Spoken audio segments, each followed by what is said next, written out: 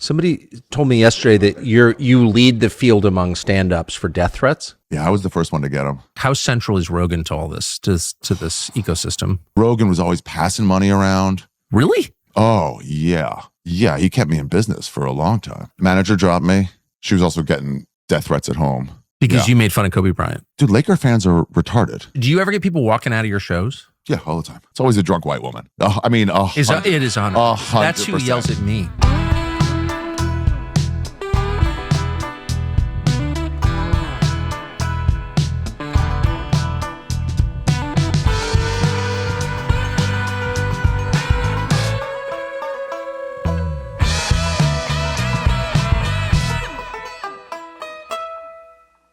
Somebody told me yesterday that you lead the field among stand-ups for death threats. Yeah, I was the first one to get them. Why? I had this when I was, I don't know.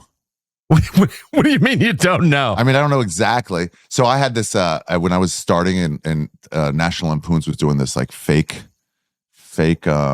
reality show pitches. It was like the idea was they went up, it was all faked, but they all found a box of pitches for a reality show up in like the offices of NBC or something. But the craziest pitches possible. One was like, I can throw up on command. Another was like, I'd watch that. Yeah. And it was just a guy who drank Ipecac and just like barfed everywhere. And mine was called The Amazing Racist, off The Amazing Race. It was just like a super overboard, right? They came to me with the idea and I was like, that's funny, but let's like really go for it if we're going to go for it. No, but that was the thing. I've seen that. Oh, you have? You're Amazing Racist? Yeah. Going to the black convenience store in a Klan outfit? Yeah. So either you get it or you don't. If you're mad, I can see why you get mad, but also like. But why?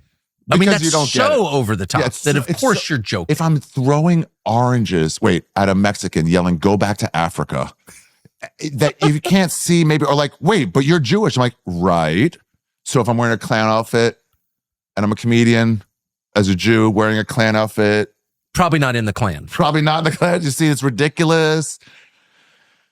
Anyway, so my buddy Duncan Trussell, who's a great comic and hilarious and weird, he early websites, he built a website saying, if you prank my friend Ari Shaffir, send him a prank call, record it, I'll give you $20 for the best one. This was before all that stuff came out. So the National Lampoon's DVD came out and then somebody ripped it to the internet. So pretty early YouTube was like this, without context of National Lampoon's, just me going, hi, I'm Ari Shaffir. I'm The Amazing Racist. Let me do this horrible thing right now.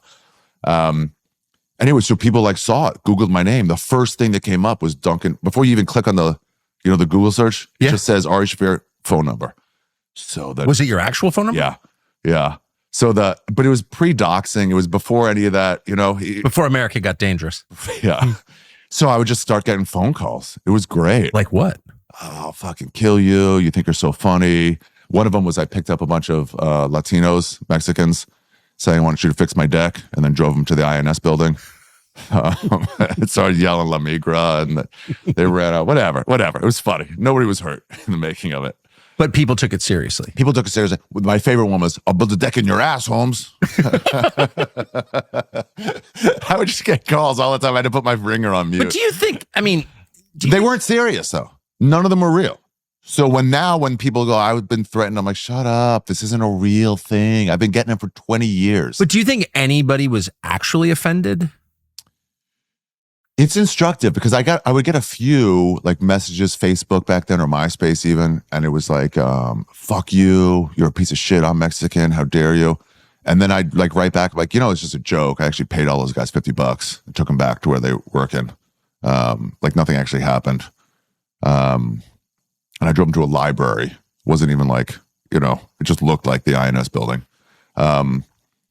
And then they would respond like, oh, okay. I actually did think it was funny. I laughed when I saw it. I'm like, so we went from laughing when you saw it to threatening me because you're supposed to. And that is what it is, right? People feel this like moral obligation to be mad about certain things. But your real reaction is you were laughing. So do you ever get people walking out of your shows? Yeah, all the time. All the time. Why do you think they do that? Number of reasons. Too dirty is the main. Yeah. I don't want to hear about sex. So that's an okay one. Yeah. It used to be the dirty comics were like, it's cheap, you're dirty. Oh, you talk about blowjobs. And it was like, okay, fine. And so then the clean comics were like, I'm a well-written comedian. I can do, whatever.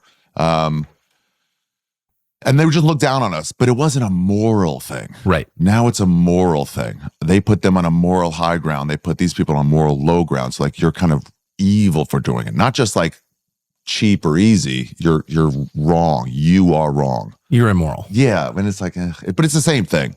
So sex is one. Sex is one. I mean, I remember I had a at the Comedy Cellar, I'll have people walk out all the time. The door guys laugh about it. They're like, every time somebody leaves crying, it's you. they walk out past me, literally crying, and it's always a drunk white woman. I mean, it is 100%. That's who yells at me. What is that? They suck. Why do you think? They've never had any problems. So they have the slightest problem. Like, this is the worst. You ever see rich people? They're like, my flight was delayed. And like, shut up. You sat in first class and your flight was delayed an hour and you're bitching. Shut up. So you think it's just like any inconvenience? They've never, right. So this is the worst case scenario, is a slight inconvenience. I had to hear something I didn't like to hear. But in a functioning society, you have a man at home to calm you down. Maybe that's part of the problem. Well, you see it at the shows. The man that's with them sometimes is either like quiet or they're just like you could see them resigned to like, you deal with it, bro. I'm not gonna fuck. I gotta live with it. So if I tell her to shut up, this is a month of. Do they heckle you? Yeah, they'll get mad. So I had a lady walking outside, like maybe a year ago, and I remember like, oh, this lady got really mad. I didn't notice it, but like she was really mad. And I was like, which joke?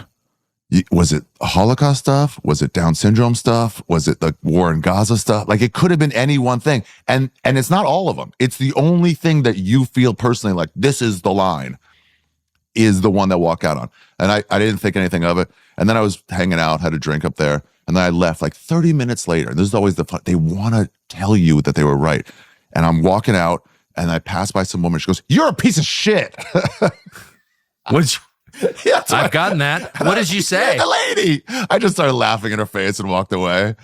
I'm not going to give her an argument. So she stayed to tell you that? Yeah. It's funny when they leave and then stay. It used to be just write a shitty Yelp review if you didn't get the service you wanted. And how did she respond when you laughed at her? They can't understand it. They're like, no, you should be mad. I'm like, I'm not combating you. I was just making jokes. Everybody else was laughing. I'm just doing this for the joy, but it's also funny when you walk out angry. We're all laughing at you for not getting it. And you never rise to the bait. I have before. Yeah. But it's never a good idea. No, it's not a good idea. Yeah. It's just fun to toy with them. You know? To be like, I think you're right and I will learn from this. It's just fun to fuck with them sometimes. Has it gotten better or worse? It feels like people are freer to say what they think all of a sudden. Yeah, internet, everyone feels they have their 40 followers. So like they're a celebrity. No, but I mean, it feels like the strike zone is wider than it was 2 years ago. What do you mean strike zone? I mean, you're allowed to say more things, or there are fewer umpires, or they're just... We're allowed to say more things? Or the angry people allowed to say more things? Everybody's allowed to say more things. Right. It felt like there for a while, there were only like 4 things you were allowed to say. And now I hear people giving opinions. Gen Z is way better than millennials. Why? Gen Z, okay, so you ski or snowboard? Yeah. Which one? Ski. Nice. Well, obviously I don't snowboard. I mean, come on now. Yeah. Well, so I was a skier in late 80s, snowboard started, mid 80s? Yeah. And everyone's like, I'm not skiing. That's my fucking dad. I'm a snowboarder. It's cool. And then a generation passed, and now the kids are like, I'm not snowboarding. That's for my father. Yeah. So they go the opposite way. I stayed true to skiing and have never changed. Yeah. Always. Do you still ski? Yeah. Yeah. All mountains should be no snowboard mountains. I completely agree. I think there's only one in the United States. Jumping out of the fucking Alta in Utah. Deer Valley, too. Deer Valley, yeah. Yeah. Icon's got it right. They wreck the snow. They wreck the snow. They slide down. It's Mogul City after they get done with it. And they take out old people, which I will be soon. They jump out of the trees. I know. Have a spotter. I know. Just have a fucking spotter. And they're too high, actually. Well, little high is fine, but they're way too high. I mean, I've seen snowboard. I fell off a lift. You fell off a lift? Drunk. I was trying to get on. You know the thing where you put your skis under you? So I was like, I saw some cool people do. I was like, let me do that. And I was trying to do it, but then I started getting pushed. And I'm like trying to do it, and then I was just down. That hurts. It does hurt. Yeah, your bindings don't release when you fall off a ski lift. Yeah. It was on the floor though, and then, so I was trying to put my head up. Some old man just shoved my head back down because it was going to chop it off. So you think people in their 20s are better than people in their 30s? Yeah. And 40s? So anyway, these people in the Gen Zers looked at the millennials, their aunts and their fucking whatever, and they're like, "You guys are angry, and we don't want to be like you." And they understand, at least for stand-up comedy, like, we know they're not serious. You guys didn't know they weren't serious. We know they're not serious. So when they say, I don't know, let's bring slavery back, let's give it another chance. We know you're being ridiculous. We know it's Jonathan Swift. It's fine. So then they're like, well, now we can laugh. You don't mean that. Are you ever offended by anything? I mean, do you have a red line? Well, I wouldn't like try to silence it, but some stuff is like. No, I just mean, is anything personally offensive to you? Have you ever heard a joke where you're like, I'm not into it? Yeah, there's certain times if I just heard my dad speak about the Holocaust and I hear a Holocaust joke, I'm like just not in the mood. Yeah. But there are other times you're. But also, I'll just quietly leave. Or if it's like political jokes, I'm like, I don't get the references here. Right. I just don't follow it enough. Yeah, I noticed that at breakfast this morning. You're not following politics. I'm like, is that a good guy? But how are you going to deal with, I mean, there are some political stories that are sort of unavoidable, like the current one with Biden. Like, how are you, like, what do you make of that?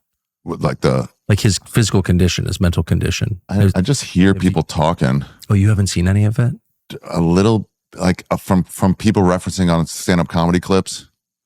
Like Shane had one where he's like talking about how he left the stage real slow, and he was talking about like, I've done that drunk, having to like sidestep. Oh, but you haven't seen any of the video. It's uninteresting. Do you live in this country? Yeah. How do you avoid that? I do not. For 6 years, I haven't read or watched the news. Really? If it's on, I'll leave the room. Why? It's hatred. Yeah. It's terrible. It's put you in a terrible mental state for something you don't affect. Everyone thinks they're making a difference. They're not. I mean, you had a popular show on like a major network. Yeah. You also didn't make a difference. Rogan doesn't make a difference. Well, I got fired. Yeah. But like this idea that like, I'm going to change everything. Nah, the high level guys who had to reach, maybe you could. Because you reach a lot of people. I don't think I did. But like, I agree with you. You being upset about Biden or Trump, it's like, what is it doing? It's going to happen regardless. It's like being upset about the rain. You really think so? So it sounds like you don't buy the premise of democracy. Listen, how should I say this? The black vote matters. Right. One black vote doesn't matter. Right. That's correct. Yeah.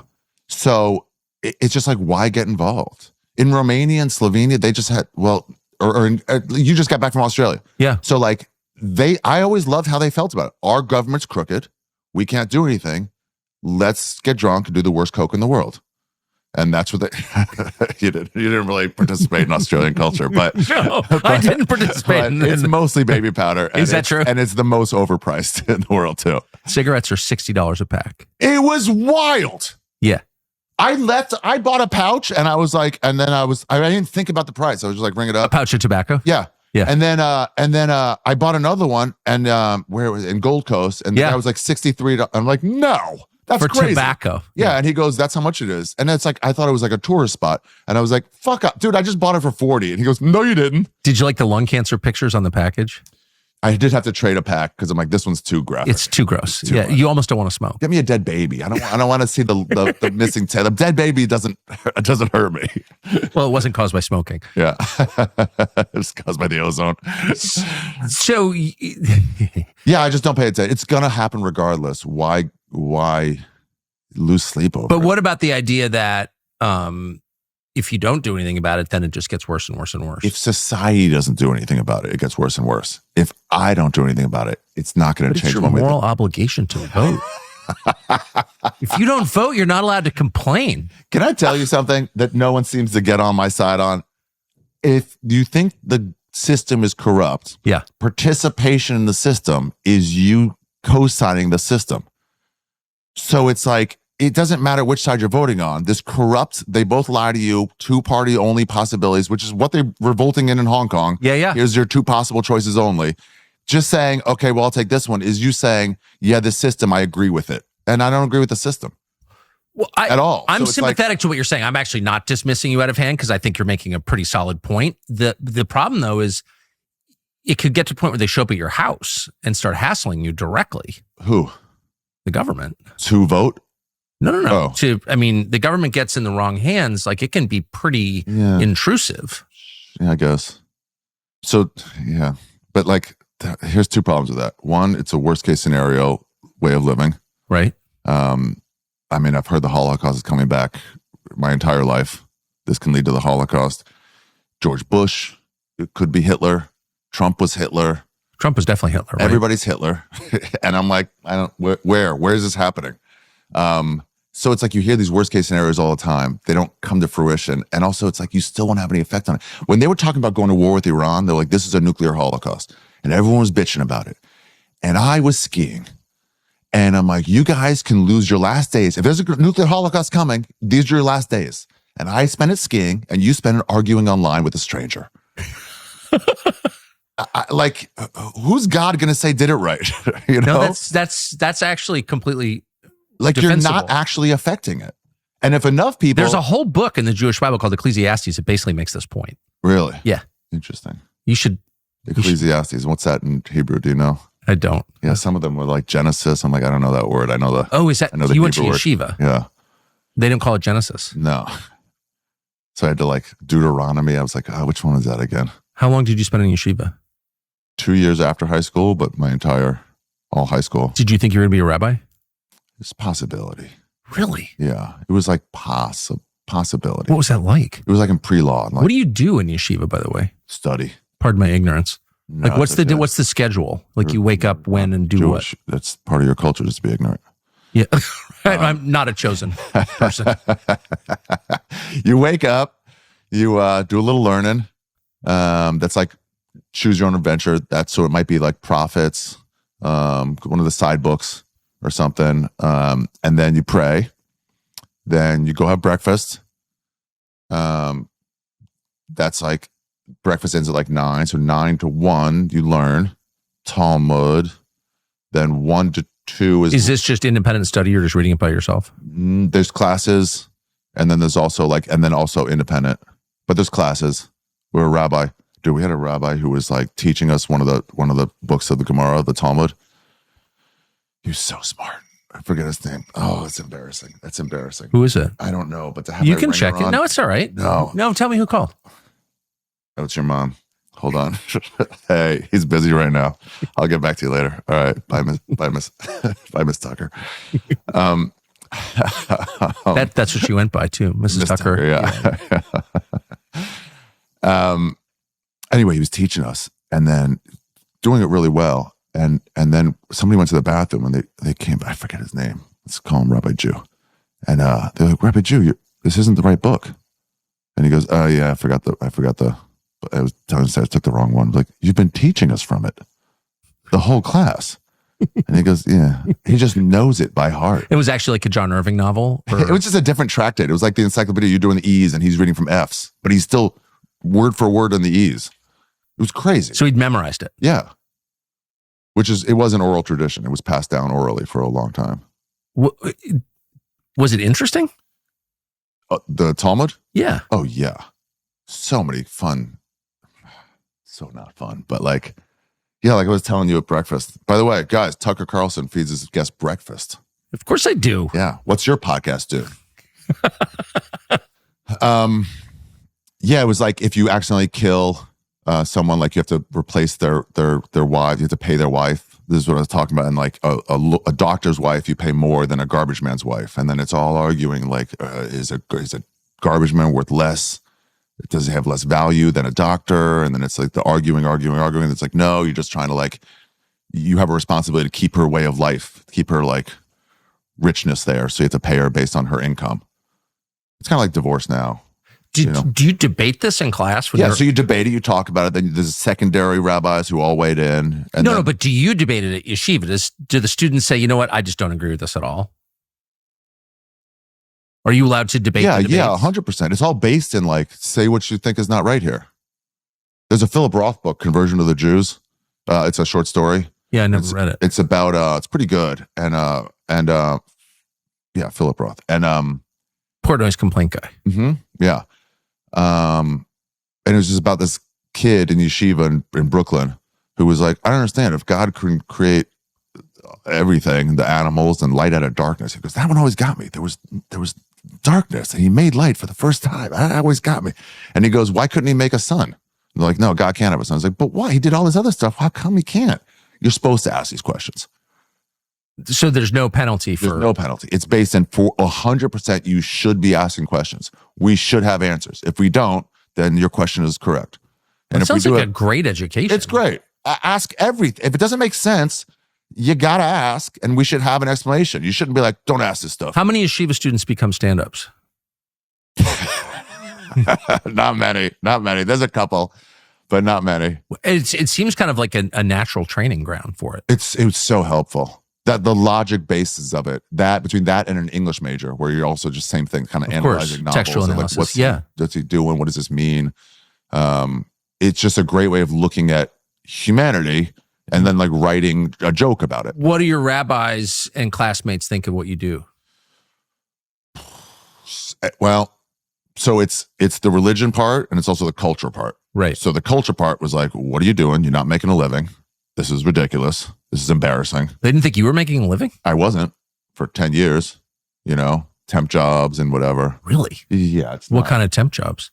I worked for the Beverly Hills Chamber of Commerce. I just did like data entry in different places, moving boxes, did some commercial. I got started booking commercials for a while. I had a weird look. That helped, but that was like 5-6 years in. It was just poverty. But it was also great training because now you seem pretty immune to finances, to the dangers. To the dangers? Yeah, you have money, but you seem kind of, I don't know you well enough, but you seem like you're resistant to letting it. I was talking to you about Jake Hanrahan. He won't take advertising money, so he doesn't want anybody pressuring him to cover. Yeah, I don't think you should worship money. I'm opposed to that. Yeah, I don't think it makes you happy. Debt makes you unhappy. Right. Money does not make you severe happy. lack of money makes you 100%. That is real. But I was broke for long enough where I don't need these things anymore. Good for you. I'm happy with like, I got an aisle seat. I don't need to fly private or first class. It's nice, but like I sleep in hostels. I love that. Yeah, it's. Yeah, so I'm free of it, and it frees me up to do fun things. So you took that experience and did a special on Judaism. Mm-hmm. Yeah, you got to watch it. Why'd you do that? I mean, I've been looking at this stuff for forever, and I just wasn't good enough to do it, but it was always on my mind. If you're wondering how big tech got powerful enough to void the First Amendment to the Constitution of the United States, how to get big enough to nullify the founding documents of the most powerful company in the world, well, simple. They got really rich. Money is power. Well, how'd they get rich? From information. Your information, which you keep giving to them. How do you do that? Well, every time you use the internet unprotected, you're handing all of your online activity, all the details about you, to Silicon Valley, which sells it, including to government agencies, which use it to spy on you. That's why it's probably not a good idea to go online unprotected, not just for your own sake, but for the sake of the country. How do you fight back? Well, with ExpressVPN. ExpressVPN is an app that encrypts and reroutes 100% of your network traffic through secure servers. What does that do? Well, it makes everything you do online unreadable to your internet provider and then to data brokers and to the government agencies that buy that data. That means anyone out there trying to profit from you and your personal data can't. Well, how do we know it works? Well, we know for a fact it works because this winter, when my producers and I were in Russia conducting interviews, including with the president of that country, internet traffic was getting blocked by the government. So we got an ExpressVPN account and were able to get that interview out of the country securely and bring it to the world. So it works. We know it works. ExpressVPN also keeps you safe from hackers, even on unsecured public Wi-Fi networks. If you're in a coffee shop or an airport, you sign on with ExpressVPN and all of a sudden you're safe. And by the way, it's easy to use, even for people who don't know anything about tech like me.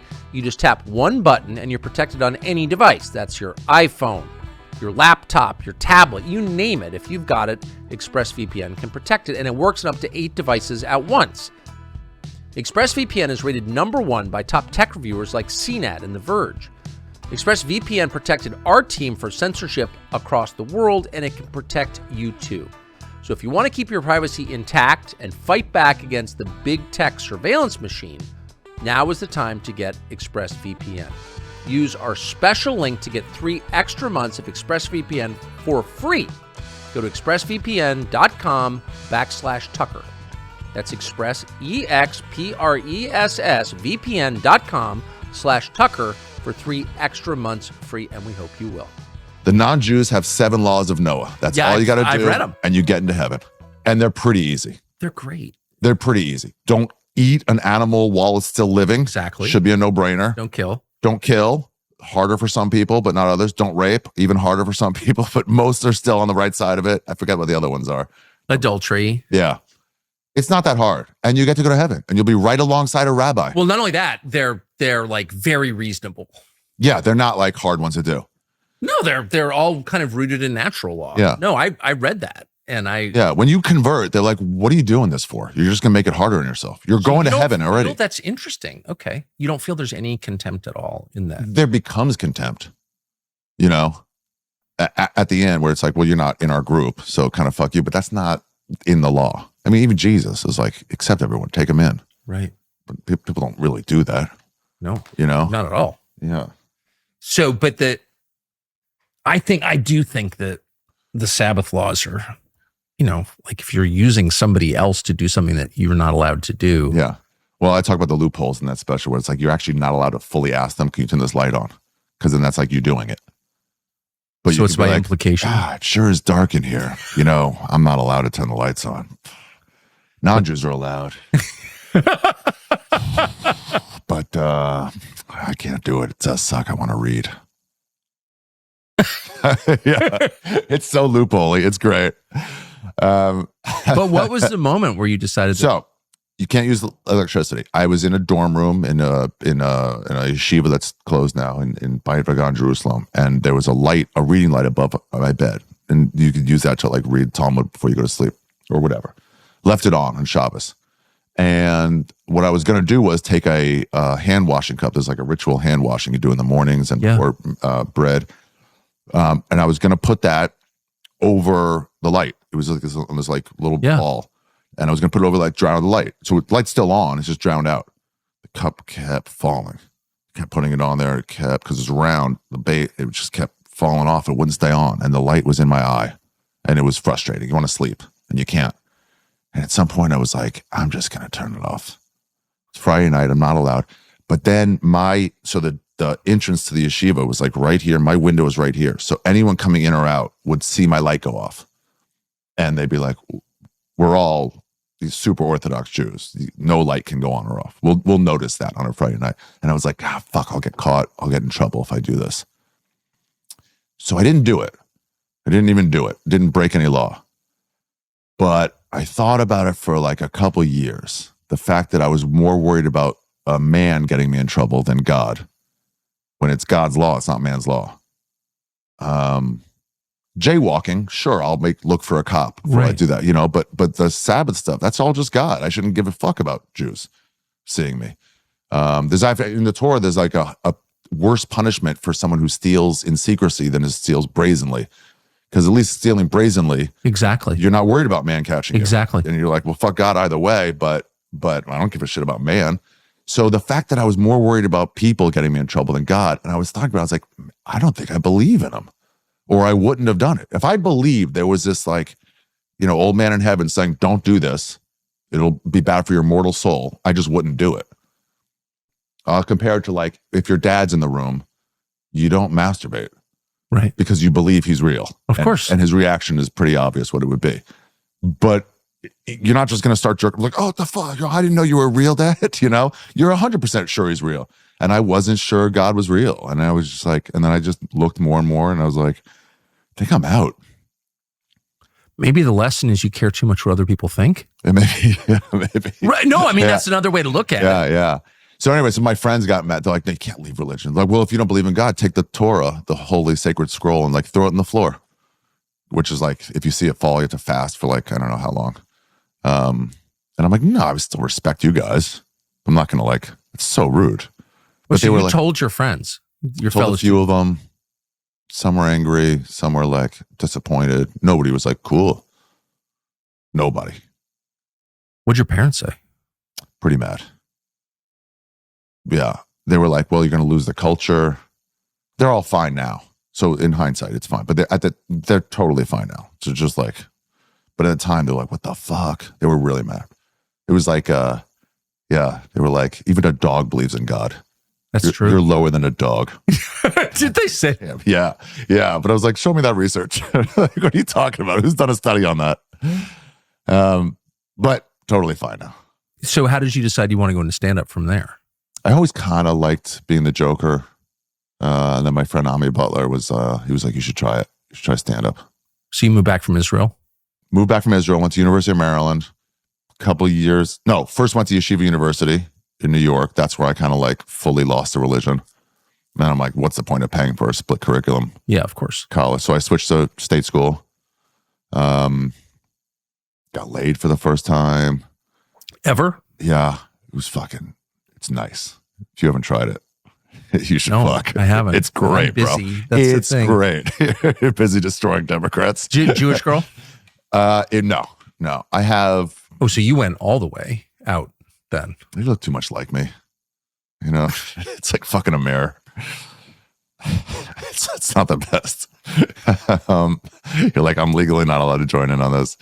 Yeah, I went. Yeah, it was nuts. It was so great. Got a blowjob. Oh. Did you call your friends back in the yeshiva and tell them? No, I did not. I did not. I'm friends with a couple of them still, but not many. It's just a different world now. Plus, they all have kids. It's like, ugh. How many of them got married? All of them. All of them. Yeah. So everybody gets married. Everybody gets married. Yeah. At what age? And have kids. Sister got married at 20. Wasn't that like crazy? It was just like a touch early, but not really. But all those marriages seem to survive. They really do, right? It's interesting. Well, I've noticed that. Yeah. What's the divorce rate among Orthodox Jews? So low. We had one divorced couple growing up in my neighborhood and was like, whoa, can you believe it? They're divorced. We thought it was so nuts. Yeah. And then when I got to University of Maryland and everybody's parents were split. And I was like, what? So what works better? I guess it's what you're looking for in your marriage, where it's just a union to like be a family unit and raise kids is the most important thing. So like, this is fine. This works for that. Or it's like, do I want fulfillment? And like, yeah, I don't know. You don't think they're fulfilled? I think if you're all you want is family, then yeah, you're fulfilled. You've got a great family, you know, you're part of the community. But if you're like, yeah, they say it's like misogynist Judaism because the women just stay at home. But I'm like, no, they're there to raise the family. Right. It's not like you're not allowed to work. It's like, this is your part. This is his part. He's raising money for the family. Do you think a lot of Orthodox mothers secretly want to work at banks? No, I Right. don't think they do. Yeah, exactly. This isn't fun. And it's voluntary. You don't have to join this lifestyle, right? Yeah, right. Well, if you're raised in it, you kind of do. It's not legally, but you know. Do you ever have any regrets you didn't become a rabbi? No. No. No, I'm having a great time. Some of them will look down on me and be like, they'll be demeaning, like, you'll be back. And like talk down to me. And it's like, oh, you guys fucking suck. You don't think you will be back? No. What to what? I don't know. If you're getting your dick sucked, that's totally illegal in that religion. Is it really? Yeah, it's wasting seed. Oral sex is illegal. Yeah. Oh, I didn't know It's that. wasting seed. Condoms are illegal. But the sheet thing is not real. She thing's not real. This is all an Ari Shaffir Jew on YouTube now. So you got to the bottom of the sheet rumor. I was fooled. That's how strong a rumor it was. Really? I was fooled. Did you ever talk about that in yeshiva? No, but I thought I had a rabbi who definitely did it. And my friend was like, that's a false memory. No way. Really? Because it doesn't exist. Who spread that rumor? That's a pretty... I think it comes from Tzitzit. It's like this, so there's 613 commandments. God, I lived in this for fucking 5 years. I forgot about all of it. And then I lived in it for 5 years trying to like go over the stuff again. And then I just put it behind me again. When you mentioned Talmud and I brought up Steinsaltz out of like, I don't know where that came from. I was very impressed. Yeah. I didn't know what the Talmud was until pretty recently. I'm reading it. I actually think it's really interesting. It's very interesting. But there's this, so one of the commandments, you try to do as many as you can. Some of them are big temple based, so you just can't anymore because we don't have a temple. Not since 70 AD. Boom. They're going to have another one, the Messiah, they say. So those laws will be back. But you try to do as many as you can. They're good deeds and they're bad deeds, but they're all like commandments. 613 of them. And one of them is if you have a four-cornered garment, a poncho, you have to tie these tassels to the end of them. So sometimes you'll see strings coming out from shirts. Okay. So they make themselves a four-cornered garment so that they can do that commandment.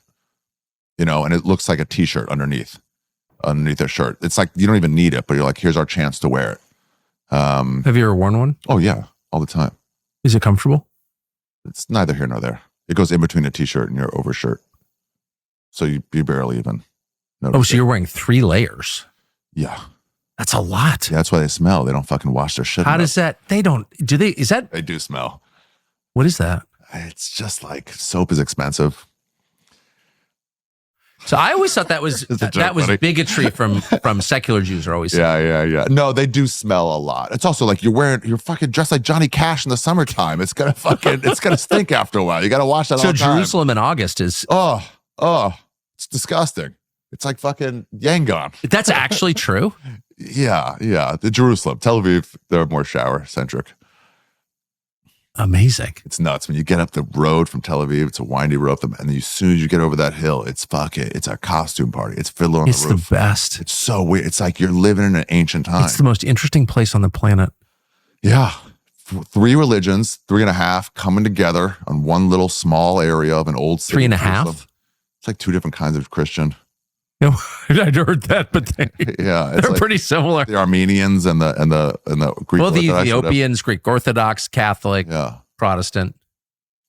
But in the old city, it's like yeah. Anyway, whatever. I don't know enough about them. Do you still have your outfits? Anyway, so here's where it came from. No, I don't have any of that. But like, so you wear that four-corner garment. I think they were hanging up to dry, and it's a sheet with a neck hole in it. Yes. And I think just some racists were like, they probably fucked through that. That's what that is. And it just caught on.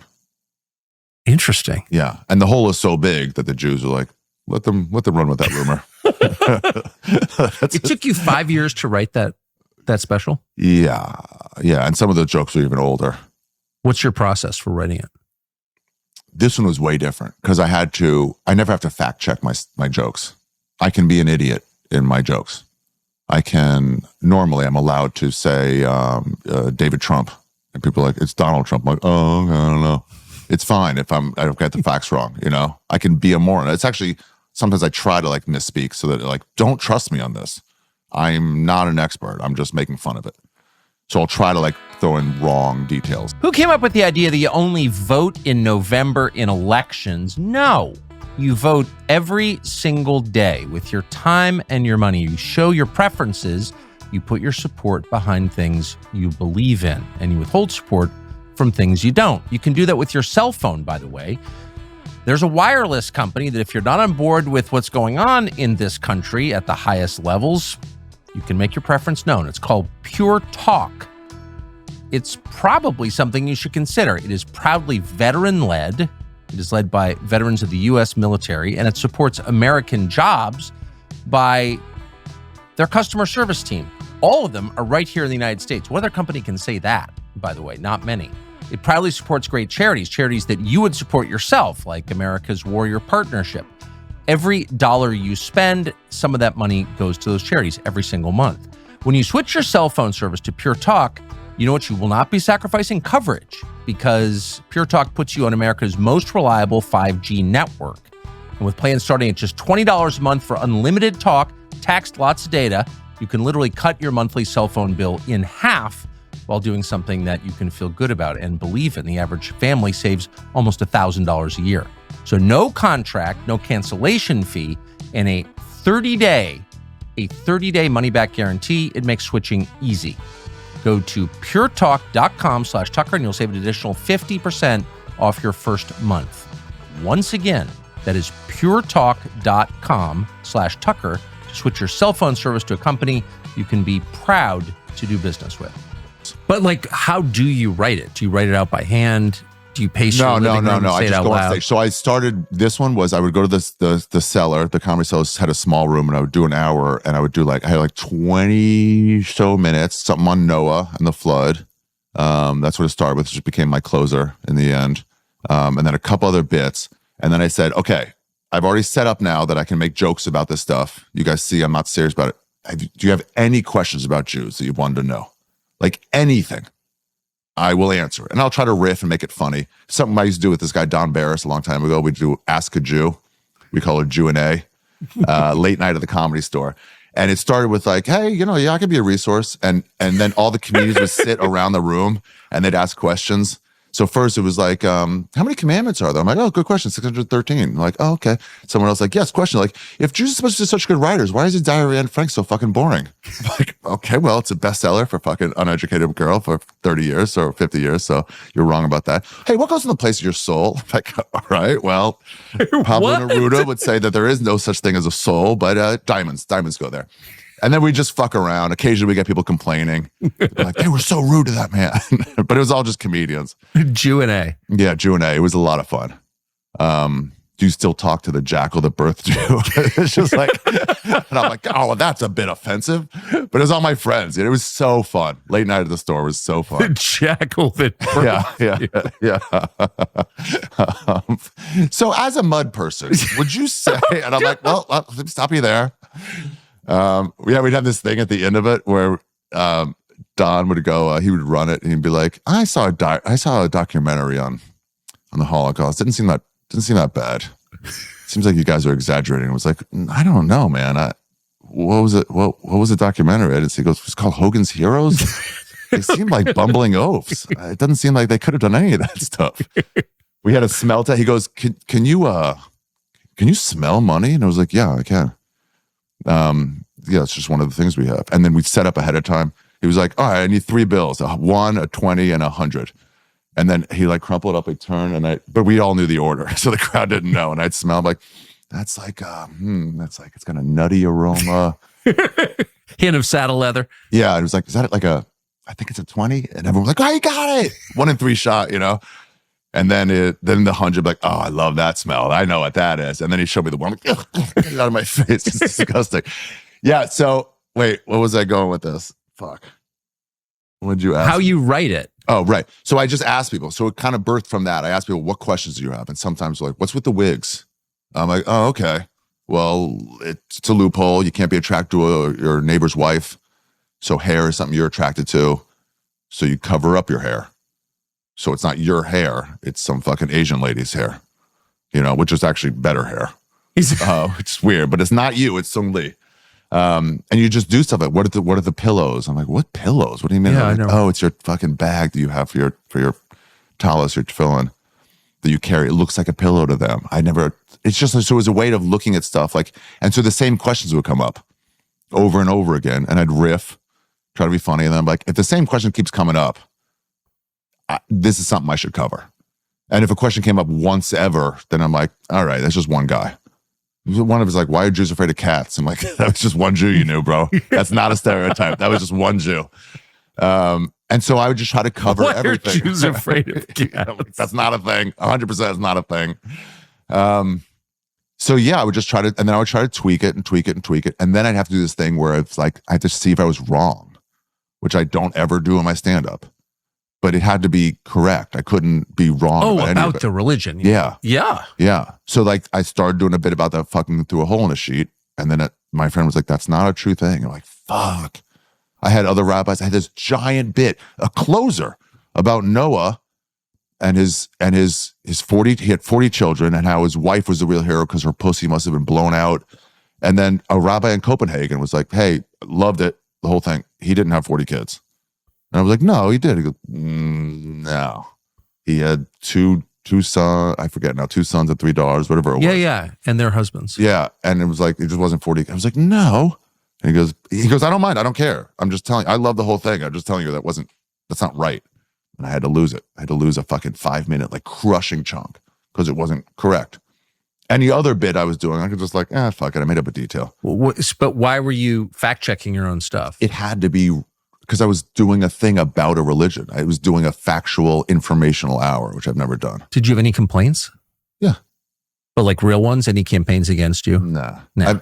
Actually, in Melbourne, it was that thing of like, this is hate speech. You're calling them inbred. And I'm like, no, it's loving. All the Orthodox Jews that saw it was like a little too much cursing. for my taste, but nothing's really wrong in here. It's respectful. So who is saying that it was a love letter to my religion? It sounds like it, actually. Yeah. In my artistic way, in the comedy way. But don't you think people can smell the intent behind? Well, that's things? what it was. So it was like a couple outliers were like, let's look for something angry in the world, which is like, that's all of Twitter. I love how I've been telling people to get off Twitter for so long. And do you go on it? No, it's a cesspool. And it's like, people are like, oh, what Elon Musk is fighting. I'm like, no, this way predates it. He hasn't gotten rid of the negativity on there. Right. It's, hey, look, there's this cool telephone pole. You know, a lot of people died in the making of that. There's not enough trees to go around. And it's like, Jesus, you guys can find the fucking terrible in everything. So do you use the internet? Yeah, I mean, yeah.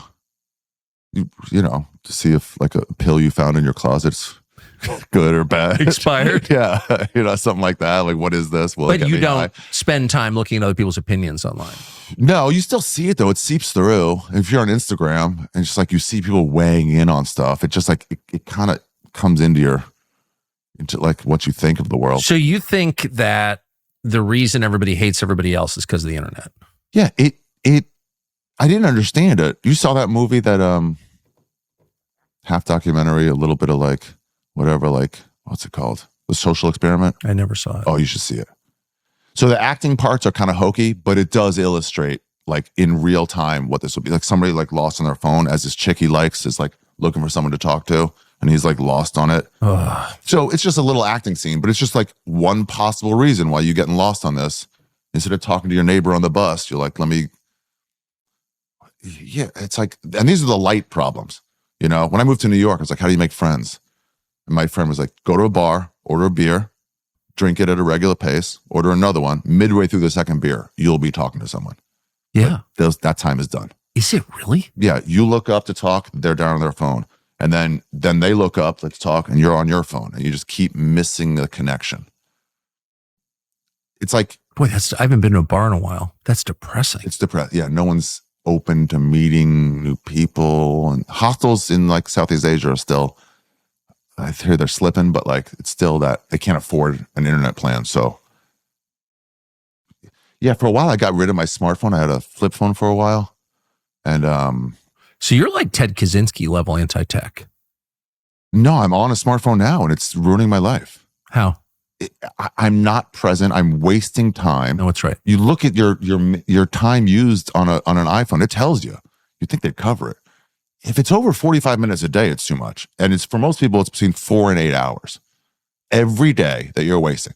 8 hours is sleeping, 2 hours is eating. So that's 10. So you have 14 hours left. And 4 to 8 of those are staring at a fucking screen. We're all losing it. We're all losing our lives. You should just be calling a friend. Do you call friends? Sometimes it's fun when you have old friends when you like text and they text back, and then eventually they call, I can't do this anymore. We're just talking out. And you're like, this is what it should be. So when I had a flip phone, it was this, you know, you'd miss the button, you'd miss the T, and you have to go around again and keep hitting it till you get the right letter. And it takes forever to text. Anything over 2 sentences, I'm just going to call you and deal with it. So you don't text? No, I'm on a smartphone now. So now I text constantly. But when I had that flip phone, it was fucking, I gotta fucking do it. I gotta fucking go back. Why'd you get off it? I was promoting something and I thought I had to, and it fucking ruined my life. It's the worst. So you've actually taken breaks from the internet? Well, so when I went to Southeast Asia in 2017, I changed all my passwords to my email, Instagram. I think I still had Twitter back then. Email, Instagram, Twitter. What else is there? Facebook. I changed my password to this. I just went to the computer and I cut and pasted that, sent it to a friend, and I said, do not send me this. Wow. My password was like, just a 17 syllable, whatever. I was like, don't send me this. I don't want it. I'll get it when I come back. I don't want to be able to get in there. So you didn't look. So I had no access to Facebook, no access to Instagram, no access to email. And then I left my phone at home. I called an Uber to the airport and then put my phone on my desk, closed it. And then I got an Uber and went. Really radical. Why'd you do that? It was the best. It was the best. But why'd you do it? It's like not something you do accidentally. No, it's not something I do accidentally. That was the first time I've done it. I've done it since a couple of times. I went to Guatemala for 10, 12 days. And I was like, I'm not bringing my phone on my computer. You're just way freer.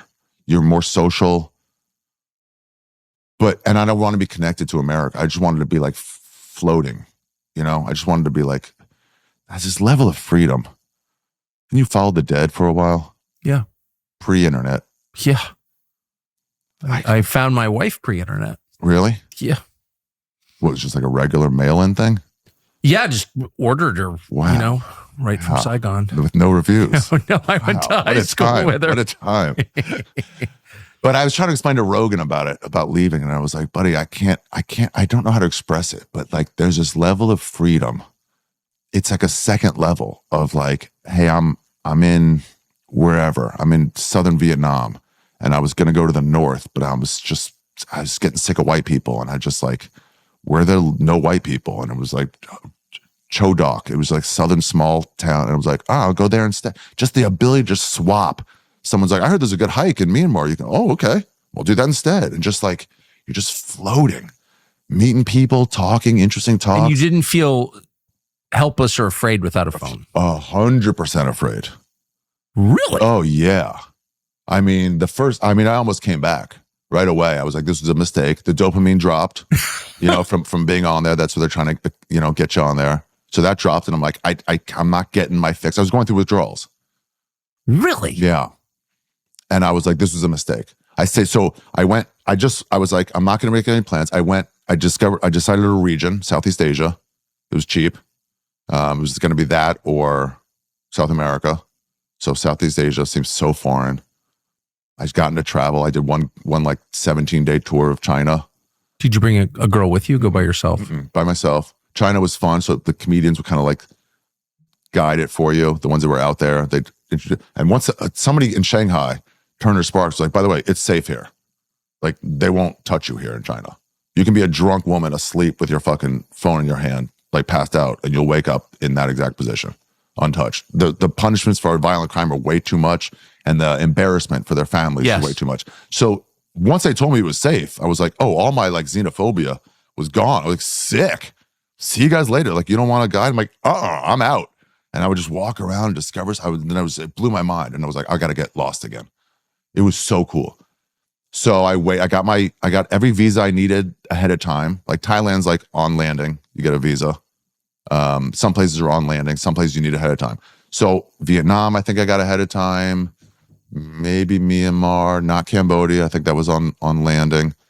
And they were all like good for 6 months, a month, any 6 month period, for 6 months, any month, as soon as you land. So, and then I just waited till like a day before. I was like, where's the weather the best? So there was rain in Vietnam, so no. There was rain in Thailand, so no. And then Myanmar had like 10 clear days. Did you call home at any point? No. So you just basically disappeared for how long? 4.5 months. Yeah. God damn, it was fucking great. What was so great about it? It's that freedom. It's seeing things, seeing the world new, seeing cultures that were different than yours. Meeting, and I didn't meet locals. Yeah, the language is a real problem in Asia. But I met Germans at the hostels I was at. I met people from England at the hostels I was at. You talk. I remember talking in. Did anyone recognize you? Twice. One time on an island in Cambodia, I was walking down this like kind of deserted beach, and someone was like with their girl. I was like, Ari Shaffir? And I was like, yeah. He goes, what the fuck, man? Fair question. What are you doing here? I'm like, same as you. Got it from Henry Rollins. Later when people like, what are you doing here? And he goes, I'm here to meet you. What's your story? He would just switch it around. But I was in Acadia. People were like, what are you doing here? I was like, what do you mean? I'm in a national park. I'm here to hike. I'm here for the exact same reason you're here. Yeah, twice ever, which was also great. So I've told a bunch of comics this. I'm like, you are losing your sense of reality by being looked up to. That's not the real world. You don't understand. Yeah. And when Trump got elected, all these liberals that I was around, again, I'm not liberal or conservative. I'm this third thing, the majority of the country. I'm the majority. I don't care. We could hear them talking like, how could this, like, oh, you've never got out of your limo. I know a really rich like woman comic, and I'm like, you've never been to Dayton, Ohio. You wouldn't understand disillusionment. The recession's still going on in a lot of places. You got to get out and talk to people. So I remember talking in Indonesia on an island. It wasn't Flores. I forget. But over breakfast, this German guy, and he was telling me about German workers' rights and the 5-week standard vacation time they get. And I was like, what do you mean? Like first year out of college? He goes, yeah, 5 weeks. I don't know. You do better after a while. He's like, how much do you guys get? I'm like, 2 weeks and you're expected to not take it. And he was like, oh, and I'm like, what the? So that kind of like talking to people makes you like realize, Yes. Oh, some shit, that's wrong. Well, you learn more about your own country, good and bad. Mm-hmm. I mean, you're in some places and you're like, God, I wish they did it the American way. Right. 100%. And in other countries, you're like, I wish we did that. Yeah. Oh, I mean, when I got home, I noticed the first thing I noticed getting home was like the toilet paper in my country is so fucking soft. Oh, it's superior. It's like is. God takes a cloud and just wipes your ass. It's like Angora. Yeah. And I learned to appreciate that. Yes. Yeah. It's like Angora. Exactly right. But it does feel to me, I mean, having had, a pretty failed educational experience, but that you learn way more from a month abroad than you would in, say, a year in college. The gap year. I met these 4 or 5 Canadian chicks, 18, in a city in Myanmar, and we're all just talking. Everyone's talking. Everyone's so friendly and inviting at hostels. Everyone's like, they'll see you. They're not ageist. They're not sexist. Nobody even pays for a woman's drinks. They're like, no, my money is my time I have left out here. I saved up 10 grand. If I buy a drink for anybody, and it's not expected. The equality level is crazy, but. They're like, you want to play cards? Cards? We're playing a game. You want to sit in with us? There's not like, who are you? They just don't have it there at hostels. And I was talking to these Canadian chicks and they were like, we're on gap year. And I was like, oh, we don't get gap year in America. No. But they're like, we don't get gap year. We just took a year off. It's not a thing. It's not part of the curriculum. I don't know why we don't do it more. In between college and high school and college and grad school, that's a year to yourself. So, but weren't you worried about coming back to 70,000 text messages and emails? And yeah, a little bit. My manager at the time was like, what if something big comes up? I'm like, I don't want it. Tell them no for me. It's like, what if something you'd want? I'm like, I want to do this. I want to disappear. Tell them no. I'll just have missed it. What if there's an emergency? What emergency? What if your dad dies? Then I'll mourn when I get home. I don't need to mourn at the right time. why did you do this again? What mental place was I in when I did it? I was kind of having a fight with Comedy Central. They wanted me to work nonstop. Oh, you understand this. Yeah. They wanted me to work nonstop. I wanted some time off. That friend Duncan who fucked me over with my name on the internet, with my number on the internet, didn't fuck me over. It was a fun prank. I mean, he used to leave also like glasses of piss in my fridge.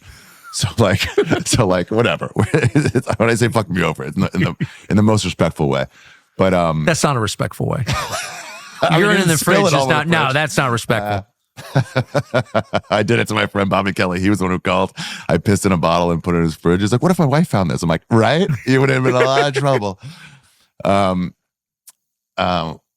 What we saying? So you're fighting with. I just wonder Comedy why. Central's like, you got to work, and I'm like, it takes me 8 months to edit this like storytelling TV show that I was doing with other comics, and I'm like, I need some time off, and they're like, no, we got to get back to another season. So Duncan was like, well, you want to see the world, and this company you work for wants you to not see the world.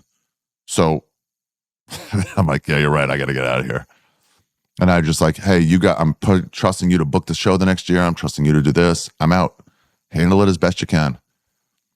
But it might get fucked up. You ever read The Fountainhead? Yeah. So when he leaves for vacation, things get fucked up. Oh yeah. And he has to go correct it. He's got to blow some shit up. But at some point you got to trust some people to like, you'll handle this. I mean, they're going to upload this video. Right. You could stand over their shoulder. No. But you're like, and they might mess it up. They might not quite do it the way you want. Yes. I mean, interrupting where you're like, I could tell you're like, I shouldn't interrupt. You should just get it right. But then they have to make a decision. You're trusting them to do it so you can free yourself up to do other stuff. Anyway, trusted the people I had to trust and just got lost. What happened to your brain not being on text all day long? God damn, it was great. So when I first got a flip phone, which was a halfway to that, I was talking at the Stand Comedy Club. I was talking to Nikki Glazer before she blew up. Yeah. But she was still, whatever, funny comic. and we were talking before the Tom Brady roast. Way before the Tom Brady roast. And I'm friends with her, but not like good friends with her. And I'm sitting at the back table and we're talking. She's like, and this is day one of the flip phone. Like, I think day one or week one anyway. She goes, has it changed at all? What does it change? I'm like, I wouldn't be talking to you, Nikki. I'd be on my phone looking for someone else. This totally FOMO right. shit. And man, I loved it. Being out there in Asia with no connection.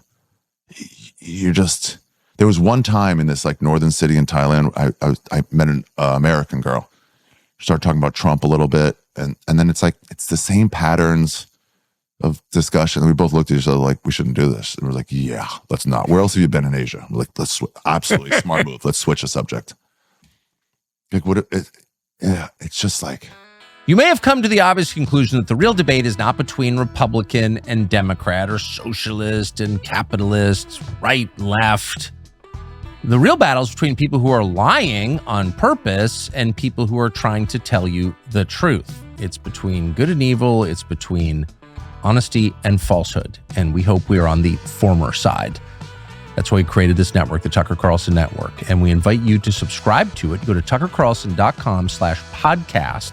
Our entire archive is there. A lot of behind the scenes footage of what actually happens in this barn when only an iPhone is running. tuckercarlson.com/podcast. You will not regret it. Did you find a distance between what you were expecting and what you found? Wasn't expecting anything. Like China, for example, you said. Yeah. So like China was like, it was so foreign. What did you expect out of China? And versus what? No. I told my agent, I was like, I'm getting this itch to travel. If you find any foreign gigs, let me know. I still wasn't making enough money to really, but I was making some. And he goes, well, I got you a 17-day tour of China, Beijing, Shanghai, cities outside Shanghai, ending in Hong Kong, cities outside Hong Kong. And he goes, doesn't pay very well, but they'll fly you out there, hotels every night, and it pays you, I think it was like $3,000, $4,000. And I was like, buddy, that's more than I was making 2 years ago. That's great. And to go see, and it's just like tasting food. Like, what the fuck is this? Seeing that they don't take the bones out of their meat. They just cleaver it all. I was picking up some of the chops. I'm like, what the fuck? There's bones in these pieces of meat. And they're like, you need a fork? I'm like, that's not the issue. Get the eyeball out of my soup. Yeah. And it was just like, I don't know what I was expecting, but I told you, like, I was at the Beijing comedy scene. They were in the hutongs of Beijing doing blow. And I was like, isn't it punishable by death here? And they go, they don't care about white drugs. They only care about yellow drugs. What are yellow drugs? The opium. Oh. Stuff that the Chinese would lose their lives to. They're like, you guys kill yourselves with coke. We don't care. We don't do that. So it doesn't matter. You can't import it, but if you do it, somebody actually in the Beijing thing got caught with coke. They stamped a passport, never allowed to return, and sent them home. She went home, steamed out that part of her passport, went right back. And they don't have computer systems there. So it's like, welcome to China. But anyway, we're doing coke in the hutongs, having a good time. And then we're walking around, and it was like 3:30 a.m. It was hot. This was like in June, I think. And went to a bodega and bought like a 20-ounce like Heineken. And I'm like, you can't do that where I'm from. You can't buy a beer at night and walk around with it. But they're like, as long as you don't skull anybody with it, what's the issue? Just, it's like having a knife. If you stab someone, that's now a weapon. If you just have it to like whittle, it's not a weapon. Right. And then there's like, so it's like, oh wow, you can do these fun. And then my friends were like, can you get on Google? And it's like, no, you cannot. You cannot search anything. But that's not a problem for you. Yeah, I mean, I still want to find out like where's a good restaurant in town. But I have more fun just walking and finding a good restaurant. It's like discovery is. So in other words, it sounds like it was freer than you thought it was. So free. And then you learn how to like adapt and overcome. They tell you to take if you're in a hotel, this is early, I'm better at it now. They tell you to take a business card from the hotel so you can show it to someone who does not speak English, get me home, to a cab driver. Did not. It was World Cup. And we're all at a bar watching at like 2 a.m. I was hooked up with this chick who was there. Chinese? No, although I did hook up with a Chinese chick. She took me home and their dad came with a fucking bat and chased me out. It No was way, nutty. actually? Yeah. Yeah. It was pretty fucking nutty. Yeah. But no harm, no foul. Nothing happened. But So you scampered out. oh yeah. Yeah. It's like putting on your pants, running, It was so fucking fun. But then I had to like get this cab home after a World Cup and making out with this chick. And then I was like, the Sheraton. He's like, well, I mean, I may as well have just been bah, bah, bah, bah, bah, to him, and I'm like, the Sheraton? That's Chinese, by the way. Yeah, that's pretty close. And then I remembered like, oh, fuck, he's like, no, I got to get out of the car. Torrential rain. And I'm like, fuck, I'm soaked to the bone. Another cab. The Sheraton Hotel, no understanding at all. I'm like, fuck. And then I'm like, it's near the train station. So another cab. And I'm like, choo, choo, choo, choo, choo, choo, choo. Ooh, ooh. He's like, he said something. And I'm like, sure. And then until we got close enough to the train station, I'm like, forget that. I see it. Sheraton, that. But you just figure it out. My flip-flops started breaking that was that first trip. But in Indonesia, they started breaking and I couldn't find 11 and a half size shoes. People don't come that big in that part of the world. So they don't have GMOs. Looked and looked and looked. In Cambodia, found like a bunch of 10 size, flip, and they're like, they'll stretch. I'm like, the bottom doesn't stretch. It's the top that stretches, and not a size and a half. Finally found some Quicksilver one in like a real store, and they broke. They were fake. They broke pretty fast. It kind of flopped, whatever. And I was like, I was going to throw them away, but I'm like, oh, I won't find more shoes. So you're like, I have to fix these shoes. So you just go look for super glue. You just learn to overcome situations. The bus is gone. What do I do? How do I talk to people in another language? It's so fun. It's just getting places. By the end, I ended in East Timor, and I was like, I should learn some of the language, some Tetum. I talked to a Italian lady in Indonesia, and she was really learning Bahasa, Indonesian. She was like really good at it, like actually learning. She'd hear a word, she's like, what's that word? And he'd write it down. It was kind of inspirational. So I was like, I got to do that for East Timor. So I could get by. I'm like, place to sleep. I knew how to say that. If I remember anything. Fatem Descansa. It was like a hybrid of like Portuguese. I can't fact check that for you. Yeah, thank you. Yeah. So you'd go to a small town. I'm like, Fatem Descansa. And they'd point you to some place and you get closer. Like, Fatem Descansa. They're there and you're like, Fatem Descansa. Like, yeah, come this way. And they'd feed you and give you a place for $5. What's Myanmar like, and why is it no longer called Burma? Do you know? I don't. Oh. So they got a bunch of bad press from human rights violations. Yeah? Like, change the name. Is that really why they rebranded the whole country? Yeah, they moved the capital to the middle of nowhere so no one can protest. It's like moving DC to 2 hours outside Wichita. Really? Who's going to go there to protest? Only the hardcorest people.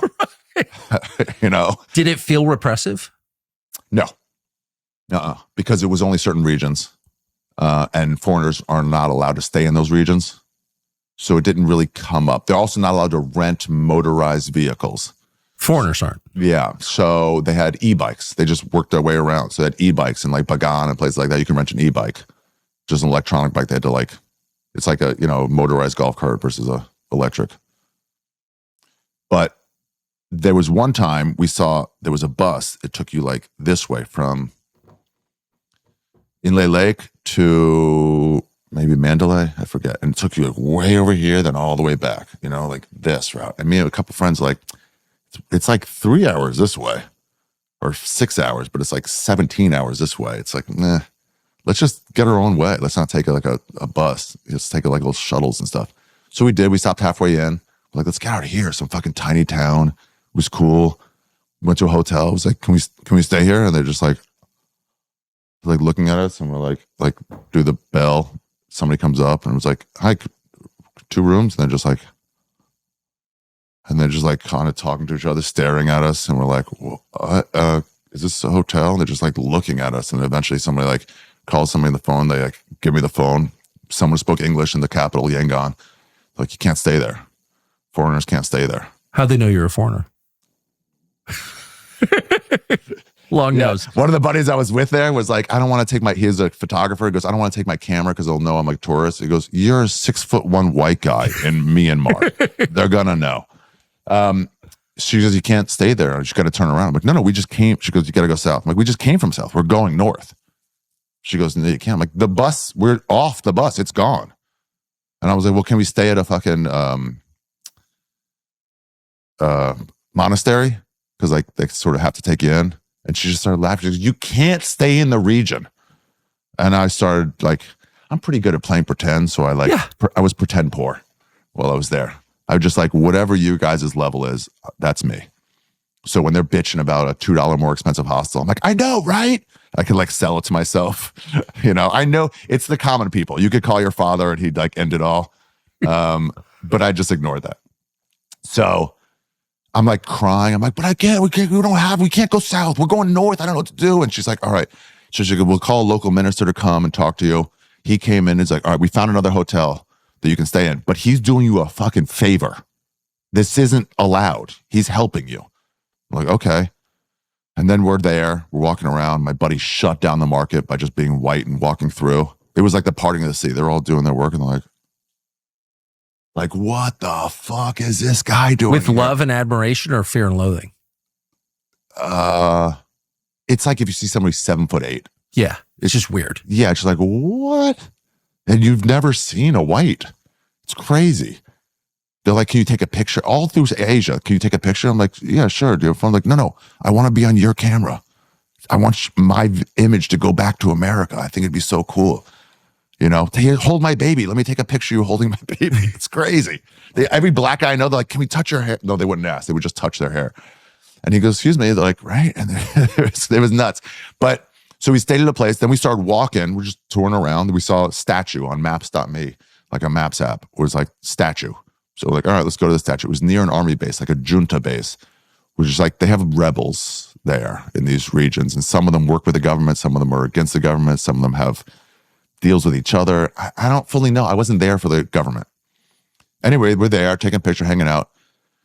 6 or 7 army people with machine guns come out, went right at us. What are you doing here? Nothing. What are you doing? You taking pictures of that? Like, yeah, it's just a statue. Give me the pictures. Let me see. Delete them. Where's your passports? Like, I don't know. They're back at our hotels. Let's go. Let's go see them. And they just led us machine gun style back to our hotel to get our passports. It's just, this is a no foreigners region. And was there, anything worth hiding there that you saw? No.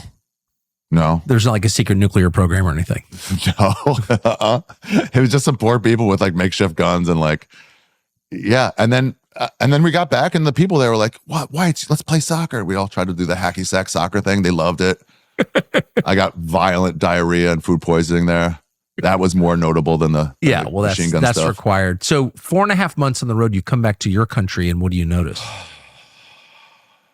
Okay, that's a good question. And actually, I can tie that into this Jew special also. So you see everything fresh when you get back. Yeah. Clean, clear eyes. Yes, you do. Yeah. Even probably, what'd you do, a month in Australia, 2 weeks?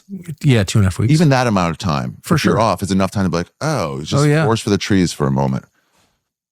And it was a little overcrowded. Yeah. The cities, even DC and the metro, I'm like, this is too industrial. Yes. I went to visit my parents first, surprised them. They were like so stoked. They haven't talked to me. I went right to them. I just walked through the door. I was like, what the fuck? Yeah, it was really nice. Yeah, it's overbuilt, but also very clean. But then also I was in France. I took a writing class in France and I got back, beautiful city, Paris. Got back to New York. I'm like, there's writing on every surface here. Someone has graffitied this city is disgusting compared to Paris. Like the whatever arrondissement. And Paris is pretty disgusting. Yeah, but that old town, Yeah, no, it's great. It's parts of it look are at great. this. Yeah. And then it's like, ugh. Why is everything written on? Why is everyone sign their fucking name on every fucking surface? But so you notice those things like that, you don't notice. So I'm trying to remember what I noticed there. It was just a lot of anger, a lot of hustle and bustle. Toilet paper was soft. Did it seem angrier than when you left? Well,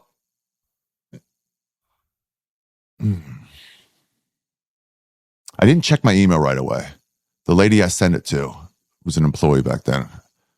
I was like, don't give it to me yet. I'm not ready for it yet.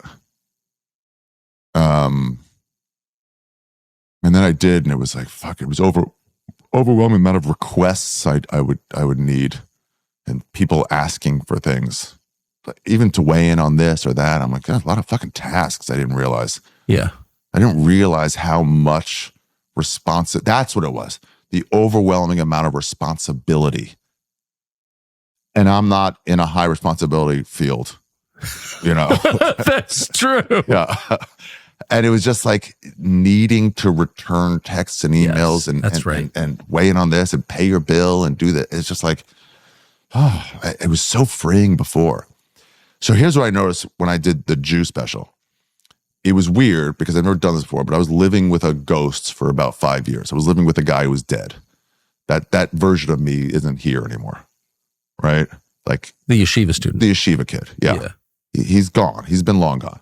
And I was living there and trying to remember this ancient religion and ancient time in my life. And I was lost in it. It was a very lonely hour. Usually it's like in relation to other things. And I finished it and I kind of came up for air and I looked around and everybody was very angry. I came back into the world and it was like everyone's mad about everything. Yeah. My friends were obsessed with stories that I didn't even know were happening. Like what? There's some chick with no dicks was swimming with a dick, swimming against other chicks with dicks. Like their whole life is fucking worried about it. And it's like, none of this concerns you. None of this concerns you. That there's a trans swimmer or that there's COVID vaccine or that it's like, dude, chill out. All of you are mad about every little thing. And it's like, I don't know what happened in those 5 years. People got fucking mad. I just came up and I was like seeing it. It wasn't like, you know, when a kid, you see a 10-year-old, you see him 5 years later, like, well, you got so fucking big, or 5 to 10. Yeah, other people's kids. Yeah, but if you see him every month, exactly. you don't notice it. So I was like dropped out, popped back in, and everybody was at each other's throats. Everybody's so actively political. How do you avoid that? I don't read the news. I try to change the subject. I try to have tools. Change the subject. How do you change the subject? How do you focus on positivity? You must be the only resolutely non-political person with a public voice left. There's a few of us. My friend Big J, we were talking once. We did a week together in Miami, probably the worst city in America. I heard it was the best. Who told you that? I don't know. Real estate agent. Yeah, exactly. It's so disgusting. They value only beauty, no intelligence. If you're a girl growing up in Florida, they will not reward your A+ in high school. They'll reward your new hairstyle. Yeah. Anyway, we got a beach house and we're talking. He goes, I like Biden. This was 3 years ago. I was like, why do you like Biden? You don't vote. He goes, I hear about him less than the other guy. And I'm like, what a great reason to like one over the other. Yeah, we do hear way more about this guy than that guy. If you're non-political, I just want you to be away from me. You deal with it. Yeah, you avoid it. You learn how to change the subject. But aren't a lot of comedians pretty absorbed with it? Yeah, but we don't even know anything. Yeah, I've noticed. It's like we don't know anything. We're weighing in. So here's what I do. It's like you start getting an argument and we're like, well, mainly my stance is I don't care. But if you're asking me to take a stance on Ford versus Chevy, you know, something that doesn't matter, what do you think's better? It's like, well, 95% of my reaction is I don't know or care. Whatever I can get a better deal on is good. But with that other 5%, I'm going to say, I think Chevy's better. Why? I just kind of feel that way. Okay, so everybody's only publicly weighing in on their 5% and not their 95%, which is, I don't give a fuck. No one cares about women's college swimming. No one's ever cared about women's college swimming. You don't think so? No. I didn't even know it existed. Shut the fuck up. And they're obsessed with it. They're fucking obsessed. So what are the with issues? Women's amateur aquatics. Fuck off. Eat a dick. Shut up, dude. What are we talking about? What are the issues that get you spun up? The Yankees, midseason collapse. That's every fucking year. But I know it doesn't matter. I know this is fake. I'm not pretending it's like an actual real thing. You know, I'll bitch about somebody going to a slump, but I know in the end, they're like, oh, I'm just playing pretend angry. It doesn't really matter. So there are no issues that get you mad? Stand-up, people coming after stand-ups. Who's coming after stand-ups? It's a lot of people. It's an interesting time for my industry. Well, tell me how. I love this thing you used to do on your TV show where you're like play dumb to get an answer. It's really fun. It's actually really fun. I am dumb. But that doesn't interesting. You think you would be rewarded for helping a little woman cross the street, and you're saying you were not rewarded? That's odd. It's called evoking an answer. So I'm trying to pull back and keep my many opinions out of it. Yeah, it's smart. It's a good way to do it. Like instead of like weighing in and go, I know you're right, and weighing in, it's like keep talking. Well, you know more about the topic. No, sincerely, I don't know that much. I know a million stand-ups, and I like a lot of them, but I don't know that much about your business. Yeah, so you had a lot of people. It's worse when it's from the inside. It was other comedians weighing in and saying that crossed the line publicly. Oh, do you get that? Yeah, it's disappointing. It's really disappointing because it is already a battle. You're trying to get people to laugh at like dark stuff, really dark stuff, school shootings. Yeah. You're trying to get them to laugh at it. You're trying to find joy in a terrible thing. 9/11 jokes, Holocaust jokes, AIDS jokes, rape jokes. You're trying to get them to find making fun. Break that down. We're creating fun. You know, people are like, you're making fun of this. Like, right, I'm creating fun out of a terrible situation. That guy, Don Barris, used to run the Q&A. Yeah. There was a time we had a friend die. Freddie Soto died. I don't know what, just in his sleep one day. Really helpful, looked out for everybody, really just supportive guy when we all started. And nobody could believe it. I was like, what the fuck? At the time, I was banned from the Comedy Store for beating up Bobby Lee too much. I was angry about a chick, and I was taking it out on him, and I was just, every chance I get, I was punching him. And they were like, all right, you're out. You can't be here. And I lived 2 blocks away. And I got the call Freddie Soto died. And I was like, what the fuck? And these bans always lasted between a month and 6 months and then would end. And you were always welcome back. But at the time I was banned, we couldn't understand Freddie Soto dying. It's like, it was the first one that died that I knew of. And it was like, I remember walking down the steps of my apartment, then just collapsing on the steps. And then like keep walking. And then I met someone in front of the comic store, another comic. We just hugged and we sat on the sidewalk, like with our feet on the street, and just like sitting there. And Don Barris comes up and he goes, I'm glad you're letting the ban be enforced. You shouldn't be in here. It's good you're on the street. It was just a cathartic laugh. Yes. He made fun out of a terrible situation. And that's what some of us are trying to do. Others are trying to do like funny, like lollipop jokes. Well, and that's also it is cool. true that funerals and wakes, memorial services, this kind of the saddest, get-togethers that we have, they always wind up in hilarity. Yeah. Have you experienced that? Yeah. This guy, Bob Oshak, who ran the memorial for Freddie Soto, it was in the main room of the Comedy Store. And he starts off, he was like really good friends, the best friends. They started together. And he goes, this is a weird time. And he set the tone right away. He goes, I'm here. It's just weird that it took Freddie dying for me to finally get a main room spot. And just Mitzi starts laughing. And it's just like, hey, we're going to enjoy this. We're not going to cry. We're going to, but we're going to try not to. So that's what we do. And then some people are just not understanding it. It's almost. But other stand-ups are policing their colleagues? They fall. It used to we just talk shit about them. When I was doing a blowjob joke a long time ago, and Mark Maron was just like looking at me like, whatever. And he goes, you're smarter than that, man. That sucks. But he, like I said, he didn't put me in a moral low ground and him in a moral high ground. He was just like, you're smarter than that. And I'm like, yeah, smart people also like getting their fucking balls drained. They can all relate to it. It's universal. It works in Romania, in China, in America. Everybody can relate to it. I don't see a problem with it. Some stupid jokes are fine. But it wasn't a fight. We would just talk shit about each other behind our backs in a fun way. Oh, that guy's just doing like alt jokes. He sucks. But like never go publicly about it. But now it's this thing, this moral high ground. You get activated online where you just feel like. Have you been attacked by other stand-ups? Yeah. But also far more. The real story is I've been supported by other stand-ups. Yeah, I would imagine. At a 95% Would rate. they attack the Kobe Bryant stuff? They attacked you for that? A few. But even in that, it was mostly positive texts. How you doing? You okay? I thought that was hilarious. And then a few knuckleheads. That's it. Who just felt. You got punished for that. Yeah. Yeah, it ruled out. I got a call from Milo going, good one, bro. Nice one. You got a lot of people mad. I'm like, thanks, buddy. Coming from you, that's fucking awesome. So Milo appreciated it. Yeah, Duncan was like, I think this might be your best one. I'm like, yeah, I know. I made a city crumble. Yeah. It was great. I turned comedians into hypocrites.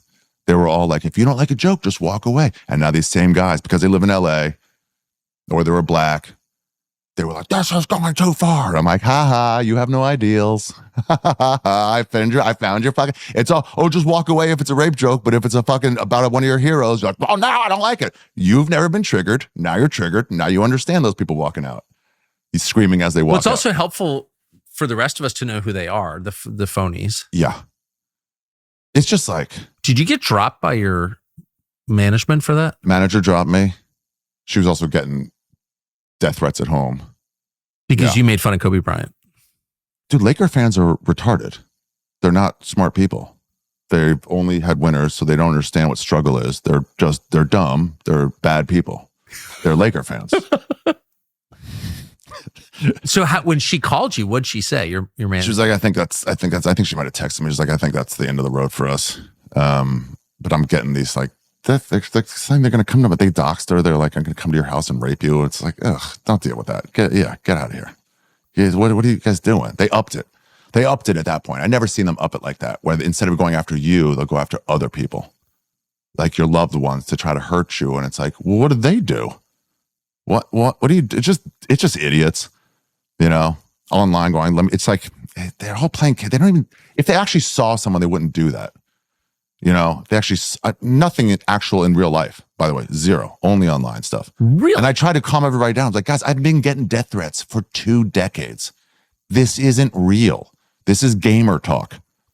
This is just gamer talk. Well, that's true. Yeah. The best one was, this guy was like, if you come to North Carolina, I'll kick your fucking ass. I swear to God. And then an hour later, he wrote back. He goes, okay, I see you're in North Carolina right now, but if you come to Greensboro, North Carolina, I'm going to really kick your ass. I'm like, no, you took a shot already, dork.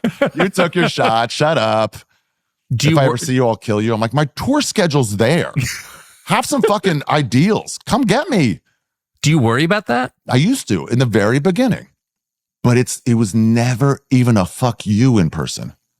It was never even a like, shut up, fuck you. It was never even that. Let alone actual danger. So you've never had anybody come to your house or hassle you or anything like that? No, but online, and they went after other people. And so then, but no one, I was never punished from any moral. Your manager stance. Shouldn't drop you. I mean, I feel sorry for her hearing about it, that she got threatened. Yeah. But you're paying this person to have your back in moments exactly like this, right? Yeah. Right. Yeah. So to abandon you in one of those moments is pretty much the greatest dereliction of duty imaginable. Yeah, we're not really friends anymore. Yeah. Yeah. Yeah, exactly. Like this is the time to what's the whole point, help, right? Yeah, help me through this. Yeah, it's not when you're like, oh yeah. And then my producer pulled out because they were like, I was going to do that special. And then he was like, oh, I can't do it. Because he was in LA. LA people thought it was the end of the world. And I was like, what? No, it's nothing. I even had an Uber driver. I came back from Charlotte. I was doing a gig in Charlotte when it happened. And I came back, sat an Uber driver, and he was talking. He was like, did you hear about this Kobe Bryant guy? I was like, yeah. He goes, I was like, what do you think about it? He goes, it's just weird. I don't know. It's like, it's sad, but like, it's him and his daughter and then 7 other people. They don't seem to give a fuck about those 7 other people. And I'm like, right? That's fair. You got it. That's where these jokes are. When some celebrity dies and I'm mocking them online, it's because like you guys value celebrity life over a normal life. Well, you 7 also other made people a died. pretty biting point, I thought. Well, I'll just tell you my reaction, Yeah. which is I never criticize anyone when he dies. Okay. Right. So there's that, but I'm not a stand-up. But I thought you made a totally fair point. I'm not against Kobe Bryant, but he was credibly accused of rape. Yeah. They hassled the woman until she dropped out, Mm-hmm. right? Started spreading rumors about her. 7 other people semen inside her. It was like, no. During the trial, right? And Stuff we wouldn't hold by today. And he admitted that she never gave consent, but he implied non-verbally that there was consent and that he strangled her. So like there was something there. His words. Although at the time I didn't realize, I now know she does not think she gave me consent. It's like, all right. So that's his word. Right. I'm not much of a feminist. Yeah. Even I'm like, no, that sounds like rape to me. By the way, your also, description- I don't really care. What I'm doing is making fun of our society. Well, that's exactly them up. it. I haven't stayed up late worrying about Kobe Bryant's assault. either. But these are the same people who are telling me to value all women and believe all women or whatever, but they actually don't care at all. It was wild. And you made that point. And I thought I was it was a in totally LA fair point. as a Laker hater. Just going, well, they're not going to let him off. Like, he'll be going to jail, hoping he would, because like, I want the Lakers to fail. Yeah. And then when it became time for him to go to like, when he retired, I'm like, they're not going to let him have a retirement season. The women of LA, the liberal fucking women of LA are never going to let this accused rapist get through his fucking victory lap without mentioning it. And they were so cucky. They just were like, no, we don't go after black people. We only go after white people. That's just the way it is. So this has been brewing inside you for a while. Well, I hate the Lakers. I just like, whatever. I had a bit on an old album of just, it was called #FuckTheLakers. And I was in Denver and I was like, oh, this is where he fucking raped that chick right here. Did people laugh? Yeah, of course. Why do you hate the Lakers? Well, I don't really. It's just fun. But it's because they killed comedy shows in LA. Every time they're in the playoffs, it'd be up 3-0 in the first round. And a game when they'd be the 1 seed against an 8 seed, and you'd have a show and no one would show up because they all had to watch the fight. These bandwagon fans had to watch the fucking Lakers. Oh. So I'm like, I fucking hate the Lakers. Nobody hates the Clippers. No. You know? So it's like, so you just like lean into it. Like, my number 1 team is anti-Lakers. That's totally fair. Number 2 team is the Pelicans. Yeah. When you tell jokes in China, Yeah. do you tailor them to a Chinese audience? And like, what's a funny joke in China? So anywhere else, it's, you get halfway through a joke and realize, shit, you're not going to understand this reference. Like, you don't even think about Like it. a dog eating joke or something like that? No, you don't do that. They were just like very clear, do not make fun of the government. And I was like, okay. And they're like, listen, we're going to tell you twice because I know you're a comedian. We're comedians. We can tell you that. It's going to make you want to do it. Don't do it. We'll get shut down. There's a chance you get arrested. There's a chance we get arrested. Don't do it. It's not like it won't work. It's going to be painful for all of us. And I still did one anyway. I was like talking about anti-government at the time. And I was like, my country needs a fucking Mao to come fucking murder all our senators. And they were like, whoa. And I was like, no, it's pro-Mao. It's pro-Mao. And they're like, dude, change the fucking subject. Yeah, but anyway, that Kobe stuff, some people just like weighed in and got mad. And they were like, he shouldn't say this. I was like, fuck off. Wait, other stand-ups said that? Yeah, a few. Like who? Nah. But like, they know who they are. It doesn't matter. Others were mad, but just like personally, like, dude, come on, man. Miss Pat called me. It was like, all right, you can't make fun of our heroes. Like, make fun of Dennis Rodman. And I was like, all right, or Michelle Obama. She goes, no, not Michelle Obama. I'll tell you can make fun of. But she just called and would check up on me and stuff like that. And then other people, she'd be like, fuck that fat bitch for going against you. Miss Pat rules. But like the normal people would just check on you and never say a word. You know, some people like fought tooth and nail to be like, defend me. Other people were just like, it's not my fight, but I hope you're doing okay. Who defended you? Mark Norman went hard on me once. Not hard on me, hard for me on a radio show in San Diego, talking about how like the jokes are jokes. If you didn't like it, it's just you didn't like it. Andrew Schultz went on the Breakfast Club, a very black show. Whoa, yeah. And was like, you guys are way off.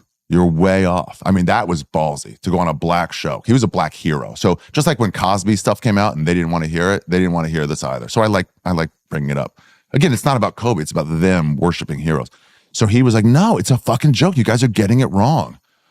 And then How did that go over? They were fighting him and he was fighting back. Good for him. Schultz has always been on the right side of this. Other people, Hinchcliffe, some people, he was like, he goes hard defending. Just to any comic there, err on the side of just defending your art form. And don't even say, hey, I didn't find the joke funny, but it's his right to say it. Well, don't even say that part. Just say the second part. It's his right to say it. Why, when everyone's coming against somebody for a joke, be like, I didn't find it funny. Don't say that. You would never say that normally.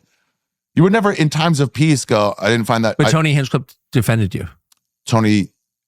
No. Schultz defended Tony Hinchcliffe. Oh, when he had a, they all get kerfuffles, you know? Who else? Tim Dillon made like really funny jokes about it. Good for him. You know Tim, right? He was just here. Yeah. In fact, I texted with him yesterday. He fit in this chair. He's slim these days. Yeah, he's in fighting form. Yeah, he's on a diet of fucking twink cum. I didn't ask him about that. I don't think he's really gay. I think that's not true. I don't think that. We all be like, prove it. Kiss one guy in front of us. Do you remember Pete Buttigieg ran for president? he's supposedly gay, and now he's transportation secretary. And I had one of my producers was gay, and he goes, he's not gay. I was like, are you serious? He goes, no, that's complete bullshit. Wow. Oh no. He goes, and gays all keep very close track of that stuff. Yeah. Oh yeah. And my producer's like, no, it's totally a pose. He was dating women just a few years ago. That's totally fake. Wow. He's not gay at all. Smart. So I said that on the air. People got all offended. I thought it was kind of hilarious. It is hilarious. Yeah, it is. It is hilarious. Yes. And you're also like, I'm not against gays. I'm saying he's not one. Well, that's what I said. Yeah. So Tim went on and he goes, he plays a good dumb sometimes on purpose. Oh, totally. Like you do with the questions. He does that with dumb. He had this thing about when they were trying to ban Apu. And he had Giannis Papas has this like old Greek guy character. And he was like asking questions to Pete about Apu, asking questions to Tim about Apu. And he goes, this man, he's a bad father. And he goes, oh no, he's actually a great father. There's a white character in the show he chokes his children. He's a really bad father. But Apu he's got 8 kids and he's really wonderful. So he's some sort of deadbeat? He goes, no, small business owner. He goes, I don't get it. And Tim's like, yeah, I don't know. They just don't like her. Anyway, so he did that with me where he goes, well, Ari's actions and his words were terrible. To take a hero like that and make fun of her, and his producer's like, yeah, it's tough. It's like, it's just like, you get on the day of a death to make fun of Aretha Franklin is so shitty. And the producer's like, no, it was not. He's like, no, I read, he did a thing about Aretha Franklin. And he goes, that was a different one. He goes, oh, so he does this all the time? It's not about this one thing that they hear? No, he said something about Aretha Franklin. And he's like, it's not that. He goes, well, I'm pretty pissed about the Aretha Franklin thing from like 3 years earlier. It was just his way of saying like, guys, shut the fuck up in a funny way. That was like the most creative way to do it. Oh, that's inspiring. Mm-hmm. Does anybody pay any attention at all to the late night hosts? Like, no. That's not even a category anymore. Do, I guess, but not even really. So funny. You see them sometimes like crying about something. You're like, what happened to your industry? You're crying. But when you were a kid, that was all it was. Yeah. That was it. You'd watch the Tonight Show monologue. But when you guys get to, when like you and Tim Dillon are having dinner, you're not talking about what Kimmel said. No. Occasionally we will talk. I'm trying to stay positive. So occasionally we'll talk about how cool Kimmel used to be and how that is really him, the cool guy. Yeah. And he's, I don't know, playing pretend or whatever. Kimmel there was a roast for a local kind of lunatic comedian, Peter Chen. We had a sort of fake roast. As distinct from other comedians? Or what does that mean? He was a bit crazy. The owner of the comedy store passed him to like let everyone else kind of fuck with him. He was a bit of not me lunatic or you lunatic, but like off. And that's when a stand-up says that, it's real. A terrible comic, like no future, no past comedian. Yeah. And so he was just a local, like at the comedy store, he was like, you could just fuck with him all the time. He was crazy and angry, driven to anger at all times. So it was fun to fuck with him. So we had a roast for him and everyone, did their thing. And then it's his turn to get up. And he goes to everybody. He's like, you say this about me, but you are the man. Nice, you wear a plaid shirt, not straight lines. And like he thinks he's getting you. And then he goes to Jimmy Kimmel was on the dais. I mean, it's an 80-seater that's got 30 people in it. Before he might have already had a show. He might not have. But he goes, and Jimmy, you say I am a snake. You are a snake. And Jimmy Kimmel cracked his beer bottle. He was like, I'll fucking kill you. And he had to be held back. That's who he is. He's a funny guy. I don't know what that is, but he's a funny guy. What about the other two? Who was it? Fallon? Yeah, and, Fallon. I can't remember. And the guy from The Daily Show. The guy from The Daily Show. Yeah. I've never seen The Daily Show, but his old show was pretty funny. The Fake Republican. Very funny. Yeah. I agree. Fallon's a fucking, he's so clean on there, but I don't think he's that clean. I think he's like a boozer and a fun guy. From what I hear, I don't know. So that's just that's not even a factor in comedy. Yeah, I did like when he goes, when they were like, hey, you're losing the ratings to the other guy, to the Daily Show guy. You need to talk about Trump and stuff. And he goes, that's just not me. Yeah. I play ping pong with guests. So if everyone wants to hear that, then you should go to that guy. But if you want to hear a good lip sync battle, I'm your guy. Well, good for him. Yeah, exactly. Know who you are. Yeah, I just think more comics should do that. Stay in your lane. Be funny. You can write a tweet against Trump or Biden. Make it a joke. So many comics. Louis said this. He goes, comics fuck themselves over because they were like, it's just a joke. It's just a joke. But as an audience member, you're like, but a lot of you guys are not joking. Legitimately, you're making serious statements. So how are we, the audience, to know when you're joking and when you're not? This guy might be the worst president of all time. That's not a joke. No. Make it a joke. This guy's a worse president than Kermit was at being a fucking fraud. I don't know. But there's a joke possible. So then what do you make of Chappelle? In general, he's a great comic. Well, of course he is. But there's also and there's not a criticism. Yeah. Just I've seen it. Of what? Well, it's all like he did this, the tranny special he did was like an editorial. Yeah. He was not joking. He was serious. Is that good or bad? There's a thing I'll say that happens to a lot of people. You get some, and it's not necessarily him, because everyone's on their own path, but you get some backlash. Yeah. And then instead of just allowing there to be backlash, I think it comes from a place of you want to win those people over and explain you're not the guy. You're not the guy they think.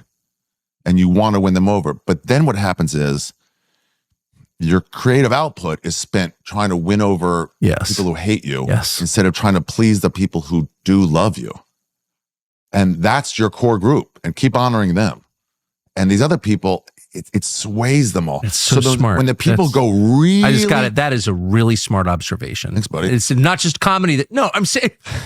Fucking anti-Semite. Well, all we can be is a brain. You have a high verbal intelligence, I'll say. No, I think that's a really insightful thing to say. It's not just comedians, by the way, who do this. Right. Right. Yeah. And then it just keeps going further and further over until you're this warped fucking Gollum version of yourself. Yes. And like, what happened to you? And I've seen it. They won, actually. They won. Your enemies won. The critics won. Because they distorted you. Mm-hmm. And it's not even like, let me do a good joke about this. It's, hey, I was already done with that. So I'm not going to keep doing jokes. So people ask me about when I did this Jew thing, like, you should come out in a helicopter and do whatever. I'm like, guys, that was a throwaway line on fucking 3 minutes. You only hear about, so that's what you want me to be. I was never going to cover that again. That was a one joke about the fucking Lakers. I moved on to other stuff. You want me to live in that forever? That's crazy. Right, that's so right. You keep doing, also artists do this when they get positive feedback. Well, it's like, I do a bunch of different paintings, but this ones about deer seem to sell more. So, well, I guess I'll paint more deers. And it's like, that's not your natural progression as a visual artist, as a painter. So how do you keep in... Can't read any of it. You can't read any feedback. Positive feedback is just as deadly as negative feedback. I agree. Yeah. People telling you we like that. I knew I liked you. This is exactly right. Yeah. Can't read anything. Can't allow it in. That's right. You as a comic, we got something that nobody gets is immediate reaction. I can hear the laughs. Yes. We know when it's good and when it's bad. And sometimes when you're starting, somebody will be like, no, they were laughing in the back. You couldn't hear. I'm like, they're facing me.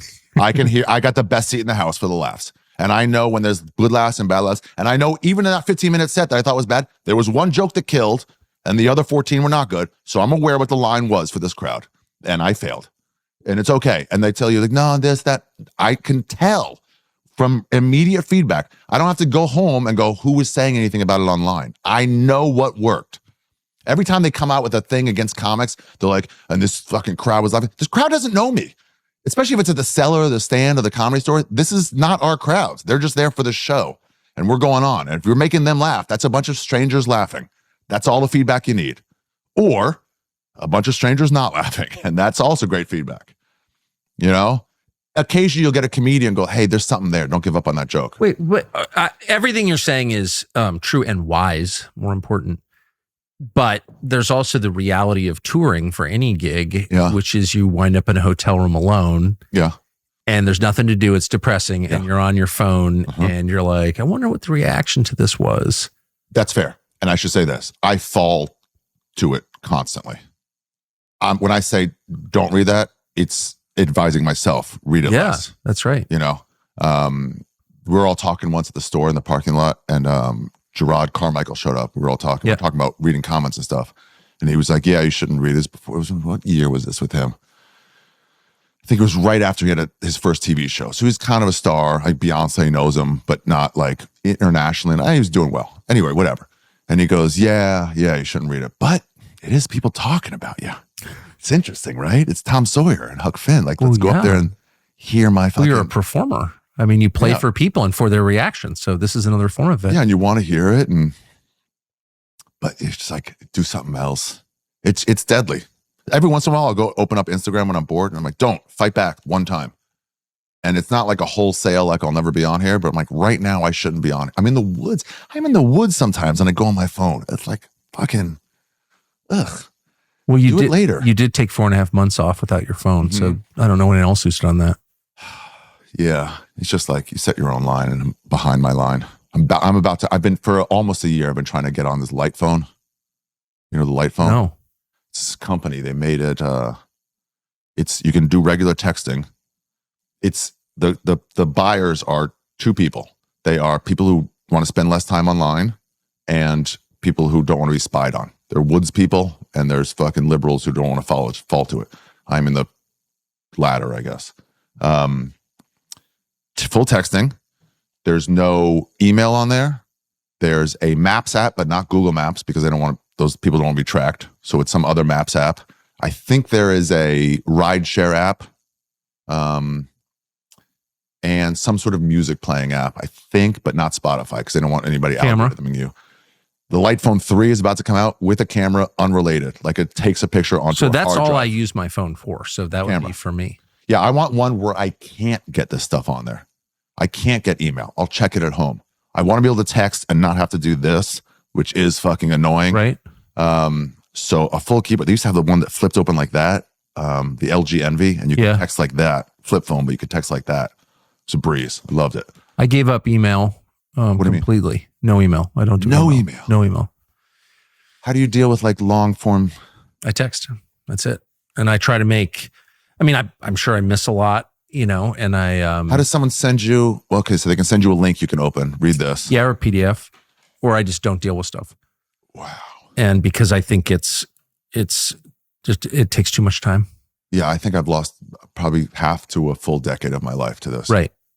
And so it might be worth saying, you know, I'm an artist, I'm a creator, I'm a little eccentric, I've got a weird personal life, and I'm just not playing along with your conventions. You could probably pull that off. You're also in a position where you're successful enough where you'd be like, guys, deal with it for me. Like, handle this. Yeah, but there's not that much, actually. Right, you can bang it out on text, and then you can get to the bottom of it every day. Then you go to sleep with nothing. And you make a phone call. Like, hey, explain this to me. Let's go over it real quick. It's going to take us 10 minutes. Not texting, it'll take us 5 hours. Yeah, I Let's don't do a ton of phone calls. Okay. Because you can't do those at 2 a.m. Yeah. Yeah. So I wish there was a way to send a text, send a text. Can you make more, at some point, will stand-ups be able to make more money on the internet than they made on TV? They already are. They already are. Yeah, they already are. So it's like, it's pretty wild, the lack of caring they have for these conventions. Now, some of the comics have made so much money, they've re-imprisoned themselves. And that's why they usually come out against a comic who crossed the line, because they're afraid of their own money kind of going away instead of just defending their friends. When Harvey Weinstein came out, when it came out about Harvey Weinstein, they went to Tarantino, and it's like, well, you've worked with him. You need to weigh it. You need to make your statement. And he said something along the lines of, hey guys, I've known this guy for 25 to 30 years. He was at my wedding. I was at his, or vice versa, whatever. This has been a friend for a long time. You need to give me some time to think about this. And it seemed reasonable enough, and they kind of went away. And I don't even know if he ever said anything, but what's saying anything going to do anyway? Exactly. They need more of that, but they're all scared of losing their position. So they sell out their friends. LA comics more than New York comics. So the more money they make, the more cowardly they become. We all wanted to do our own thing. And then this money in prison, they had these jobs. I mean, I make fun of Rogan once in a while, where I was like, I remember when he was still in LA, and I was like, hey, I'm coming to town. Want to go on a hike? And he goes, I can't. I got to interview some guy. And I was like, just cancel. He goes, he's coming from Australia. I got to fucking do it. And I was like, oh, for your job? He's like, shut up, all right. Oh, you wouldn't do it for millions of dollars? I'm like, no, I would, but don't ignore. Are you worried about getting too successful where you can't take 4 months off and go to Myanmar? No. The problem becomes when you have this guy and that guy where like you guys rely on me for money. Yeah. So now it's a separate thing. And that's when I didn't realize. That's what Comedy Central did to me. You got employees. Well, they were like, well, there's all these like, you have all these staff members. You have all these people going to shoot your show. We'll kick you out. They'll be out of work. They're not going to pay their rent, or you can comply. And you're like, oh, fuck. How horrible are they? They're just really horrible. Like they are, right? I get that feeling. They're done now. They're off, which is sad because it was a good platform for comedians. I don't take any happiness in their demise. So that's actually my last question is about the new platform for comedians. Like how central is Rogan to all this, to this ecosystem? I mean, he is the best. The amount of support he has. I mean, there's times where he goes, some big guy, some Oliver Stone wants me to have a podcast, but I can't. I have this open micer on today or tomorrow. So I'm already booked. I want to promote this open micer. Whereas everybody else would go, well, the name Oliver Stone will get more hits than this open micer. So I can't. He's just like, I'm the name. I'm Joe Rogan. So I want to put this guy on or that guy on. And this guy's funny. I want to push him to a big platform instead of like, what's going to help me book my show? It's like, interesting will help me. The casual talking about the outlawness of stand-up has helped all of us. Whether or not you've been on his show or not, he's made stand-up more popular. You know, so now we can all just, I mean, it's succeeding on it's a crazy level. So what's the effect on a stand-up's career of going on Rogan? Well, one time is not as big as it once was because there's thousands of episodes. But guys like Theo Vaughn launched off like a good early appearance. Tim Dillon launched off that. Dave Smith, really became well known. I know all three good guys. Yeah, yeah, and you do well on that. Joey Diaz, but like it was consistent ones, It's not like, it's kind of like the Tonight Show with Johnny Carson was a long time ago. Yeah. Where it's like, they say like, you go on there, you're a star. And everyone you talk to from back then, like, no. Your 8th time on there, you're a star. But that whole week, people recognized you. But unlike Carson, I mean, Rogan makes the call himself. He doesn't have scouts in the clubs at night. Mm-hmm. Yeah, he's like, wow, this lady was, and there's someone's female open micer. We were all getting high in the back. And then you have to walk past the original, the room. And you kind of like go in there, especially if you're high or drunk. It's great watching some high level unknown comic. It's great. It's laughs. It's free laughs. Yeah, it's like you're passing by a live stand-up comedy show on your way out of work. It's the best. And he's in there laughing. He goes, "You were great." He was always really great. Carlin was like that. He'd sit in the back. He knew who he was. And if you did well, I'd be like, "Hey, that was a really good set." He knew not to just keep that to himself. He knew what George Carlin saying good set would mean. Did you know him? I met him once. Never said it to me because I never had a good set. He didn't like your shit at all. Never had a good set in front of him. But if he was there and he saw you, he tipped me $20 to get him a deli sandwich. And I was like, "No, the Comedy Store's playing for us." "I know, it's for you." And I desperately needed it. I mean, I was poor. And Rogan was always passing money around. Really? Oh, yeah. Yeah, he kept me in business for a long time. Rogan did? I opened for him for 5-6 years on the road. Yeah, we're good friends. We're good friends. But like, so I mean, I can't pay him back. I just try to pass it. How many forward. dates do you do a year? Try to limit it to 24 weeks a year. And the weeks can either be Friday. 24 weeks? It can either be just Friday, Saturday, or like for the Edinburgh Festival, it's an entire month. It's 4 straight. How do you not get addicted to heroin doing that? That's so much time on the road.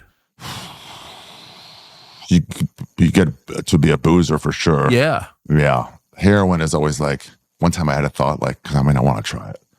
But I was like, okay, I'm going to do it away from home so I can't find a dealer that I can. And then you realize you can just find a dealer.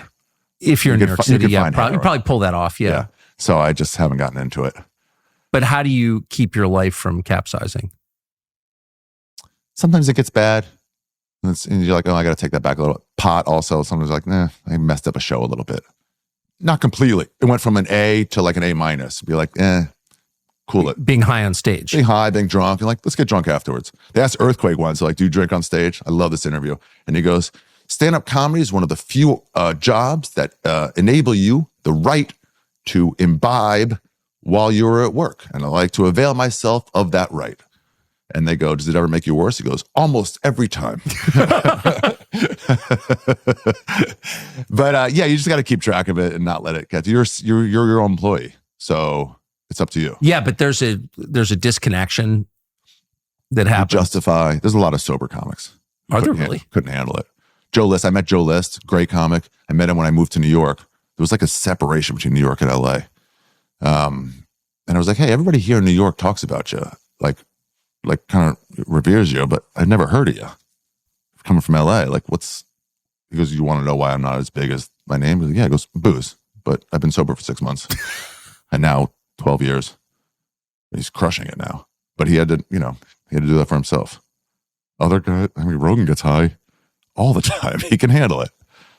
Yeah, so but there's a reason that touring musicians, it's just tour. It's the touring. There was a DJ who quit DJing, I forget who it was. And they were like, he was like, well, I'm doing too much drugs. So I can't do it. So I got to stop DJing. And people go, well, just don't do drugs while you DJ. And he goes, hey, you just don't know the world. Yeah. You have to. Yeah, I don't know. You try to but yeah, Rogan, he just rules for it. And it's a way of like, he's like, pay your openers well. He was paying me $150 a set to MC. The standard rate was $50. He was paying $150. And then paying Joey Diaz would go with us also. He's paying him also $150, and the rate for the middle was $100. And then one day he called me and Joey, and he goes, "Hey, I'm sorry, I'm giving you guys a raise." But I'm like, no one's offering us that much. Definitely not more. He goes, "No, you guys are headliners. You should make headliner money. I'm giving you $250 a set." So we'd come home with like as much money as I would make, pretty much on my own headlining. That I never got any work, by the way, but like.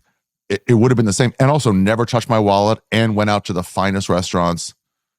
It was great. That's amazing. Yeah. Why do you think he does it? Oh, I don't know. He's a positive guy.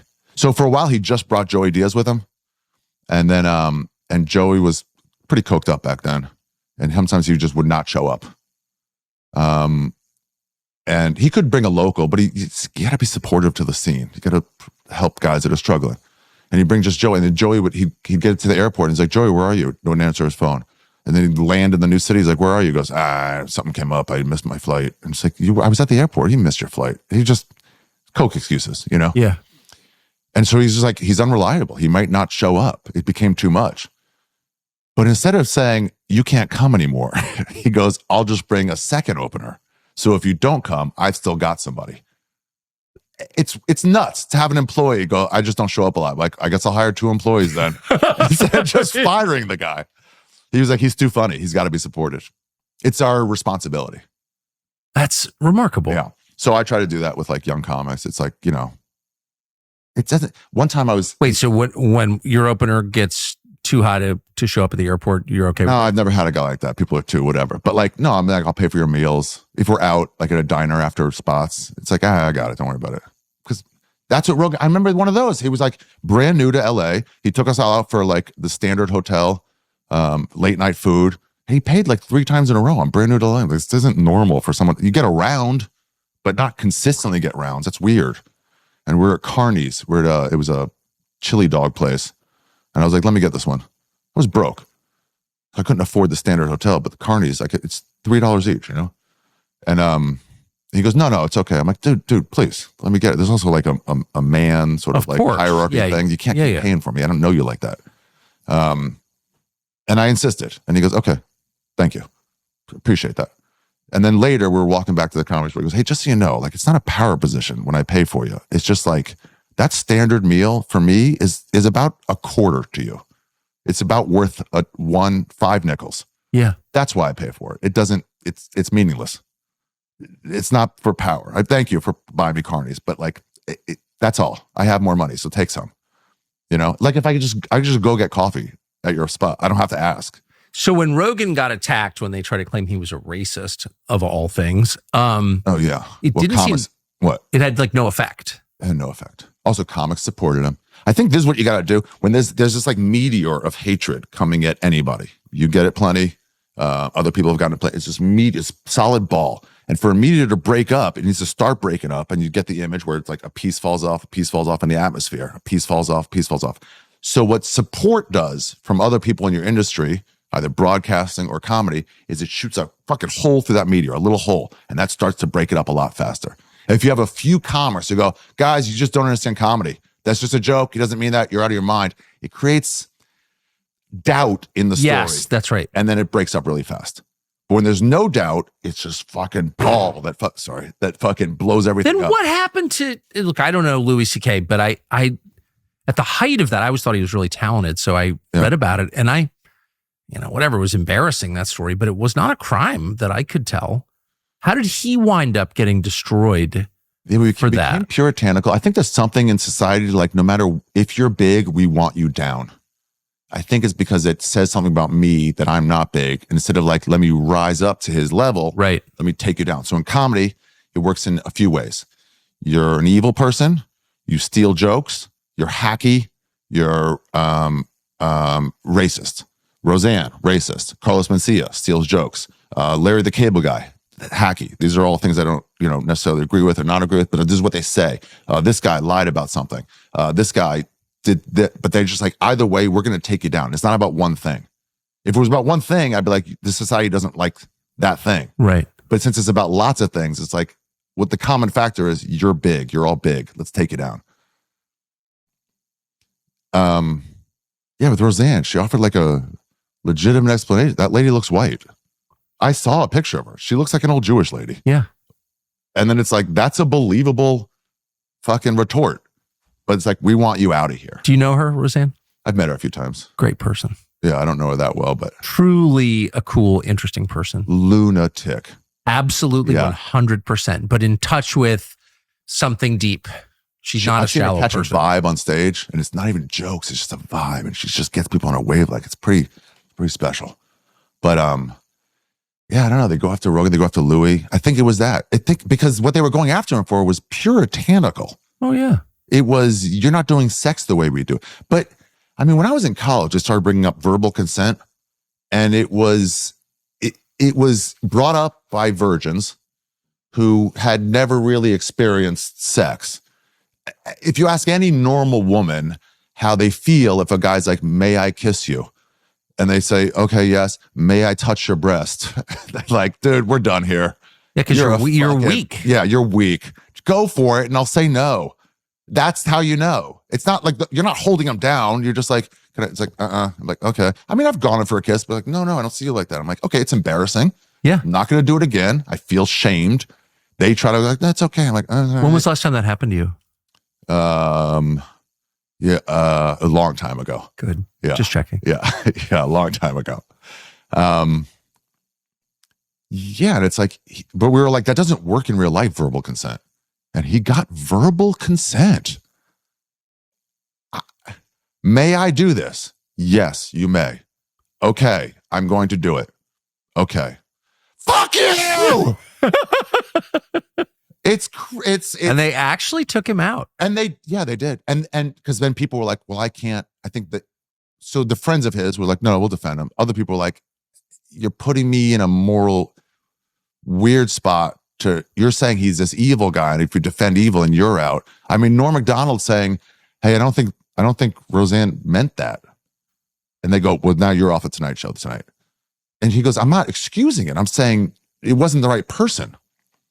If somebody goes to me like, fuck Seth Rogen, he's anti-trans and his podcast only has this, I'm like, oh, I think you mean Joe Rogan.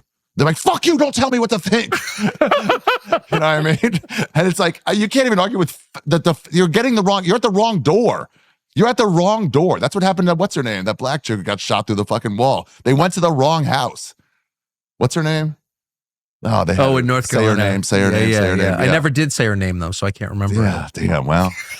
It shows you what kind of person I am. But it's like they're going to the wrong house, and you're like, you're at the wrong house. Like, don't you tell me you're an evil person. So they made people feel weird about even defending Louis.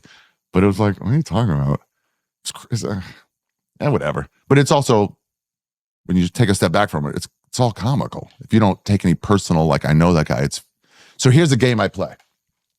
It's called Defend Them. That's what I was going to tell you. And it doesn't work with full rapists. Okay. But anyone else.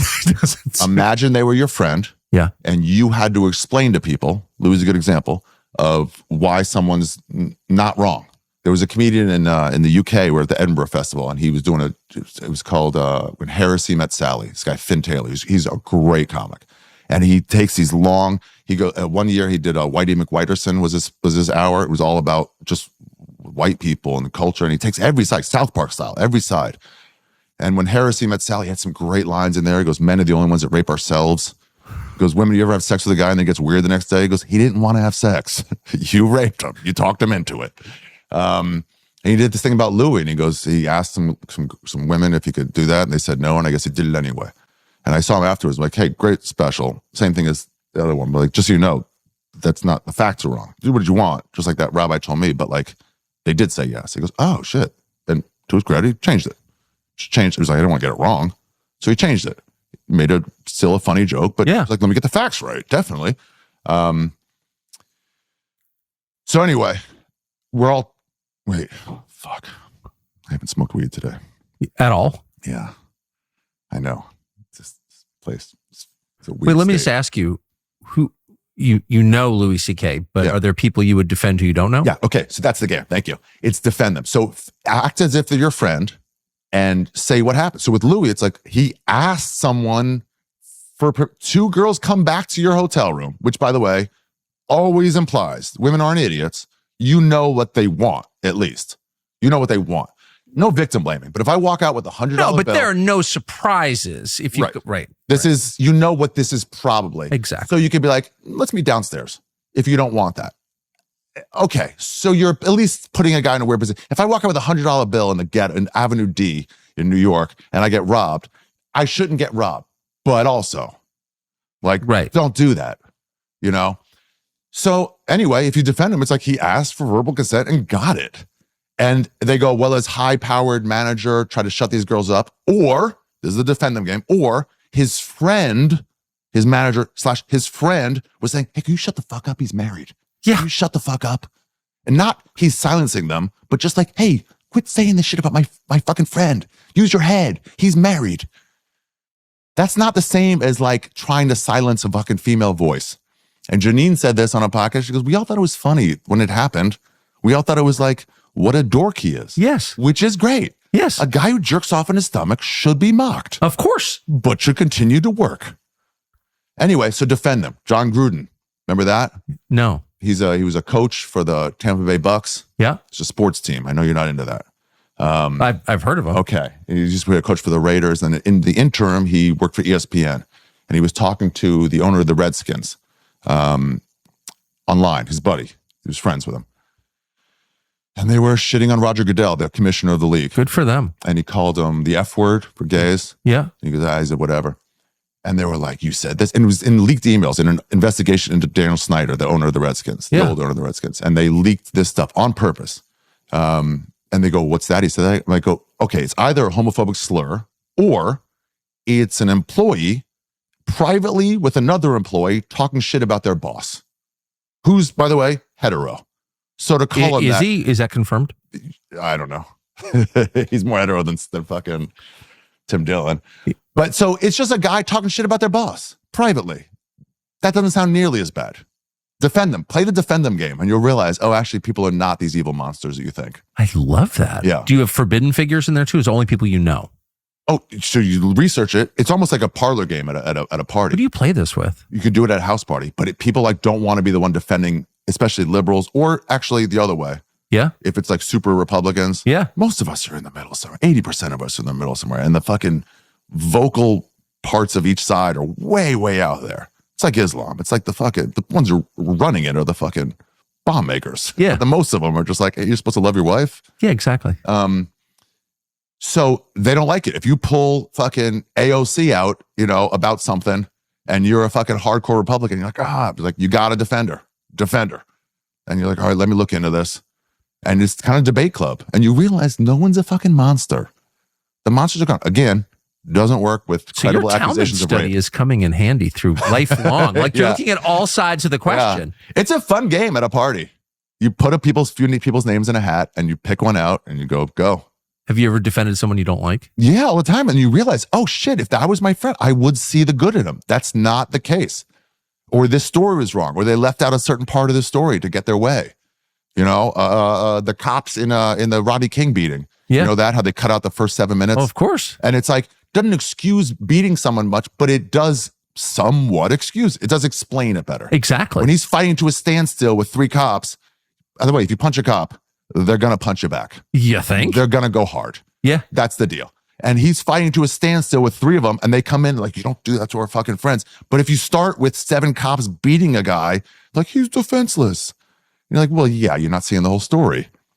If I call you a piece of shit, and then we cut to you walking alone, it looks like you're walking sad alone because I called you a piece of shit.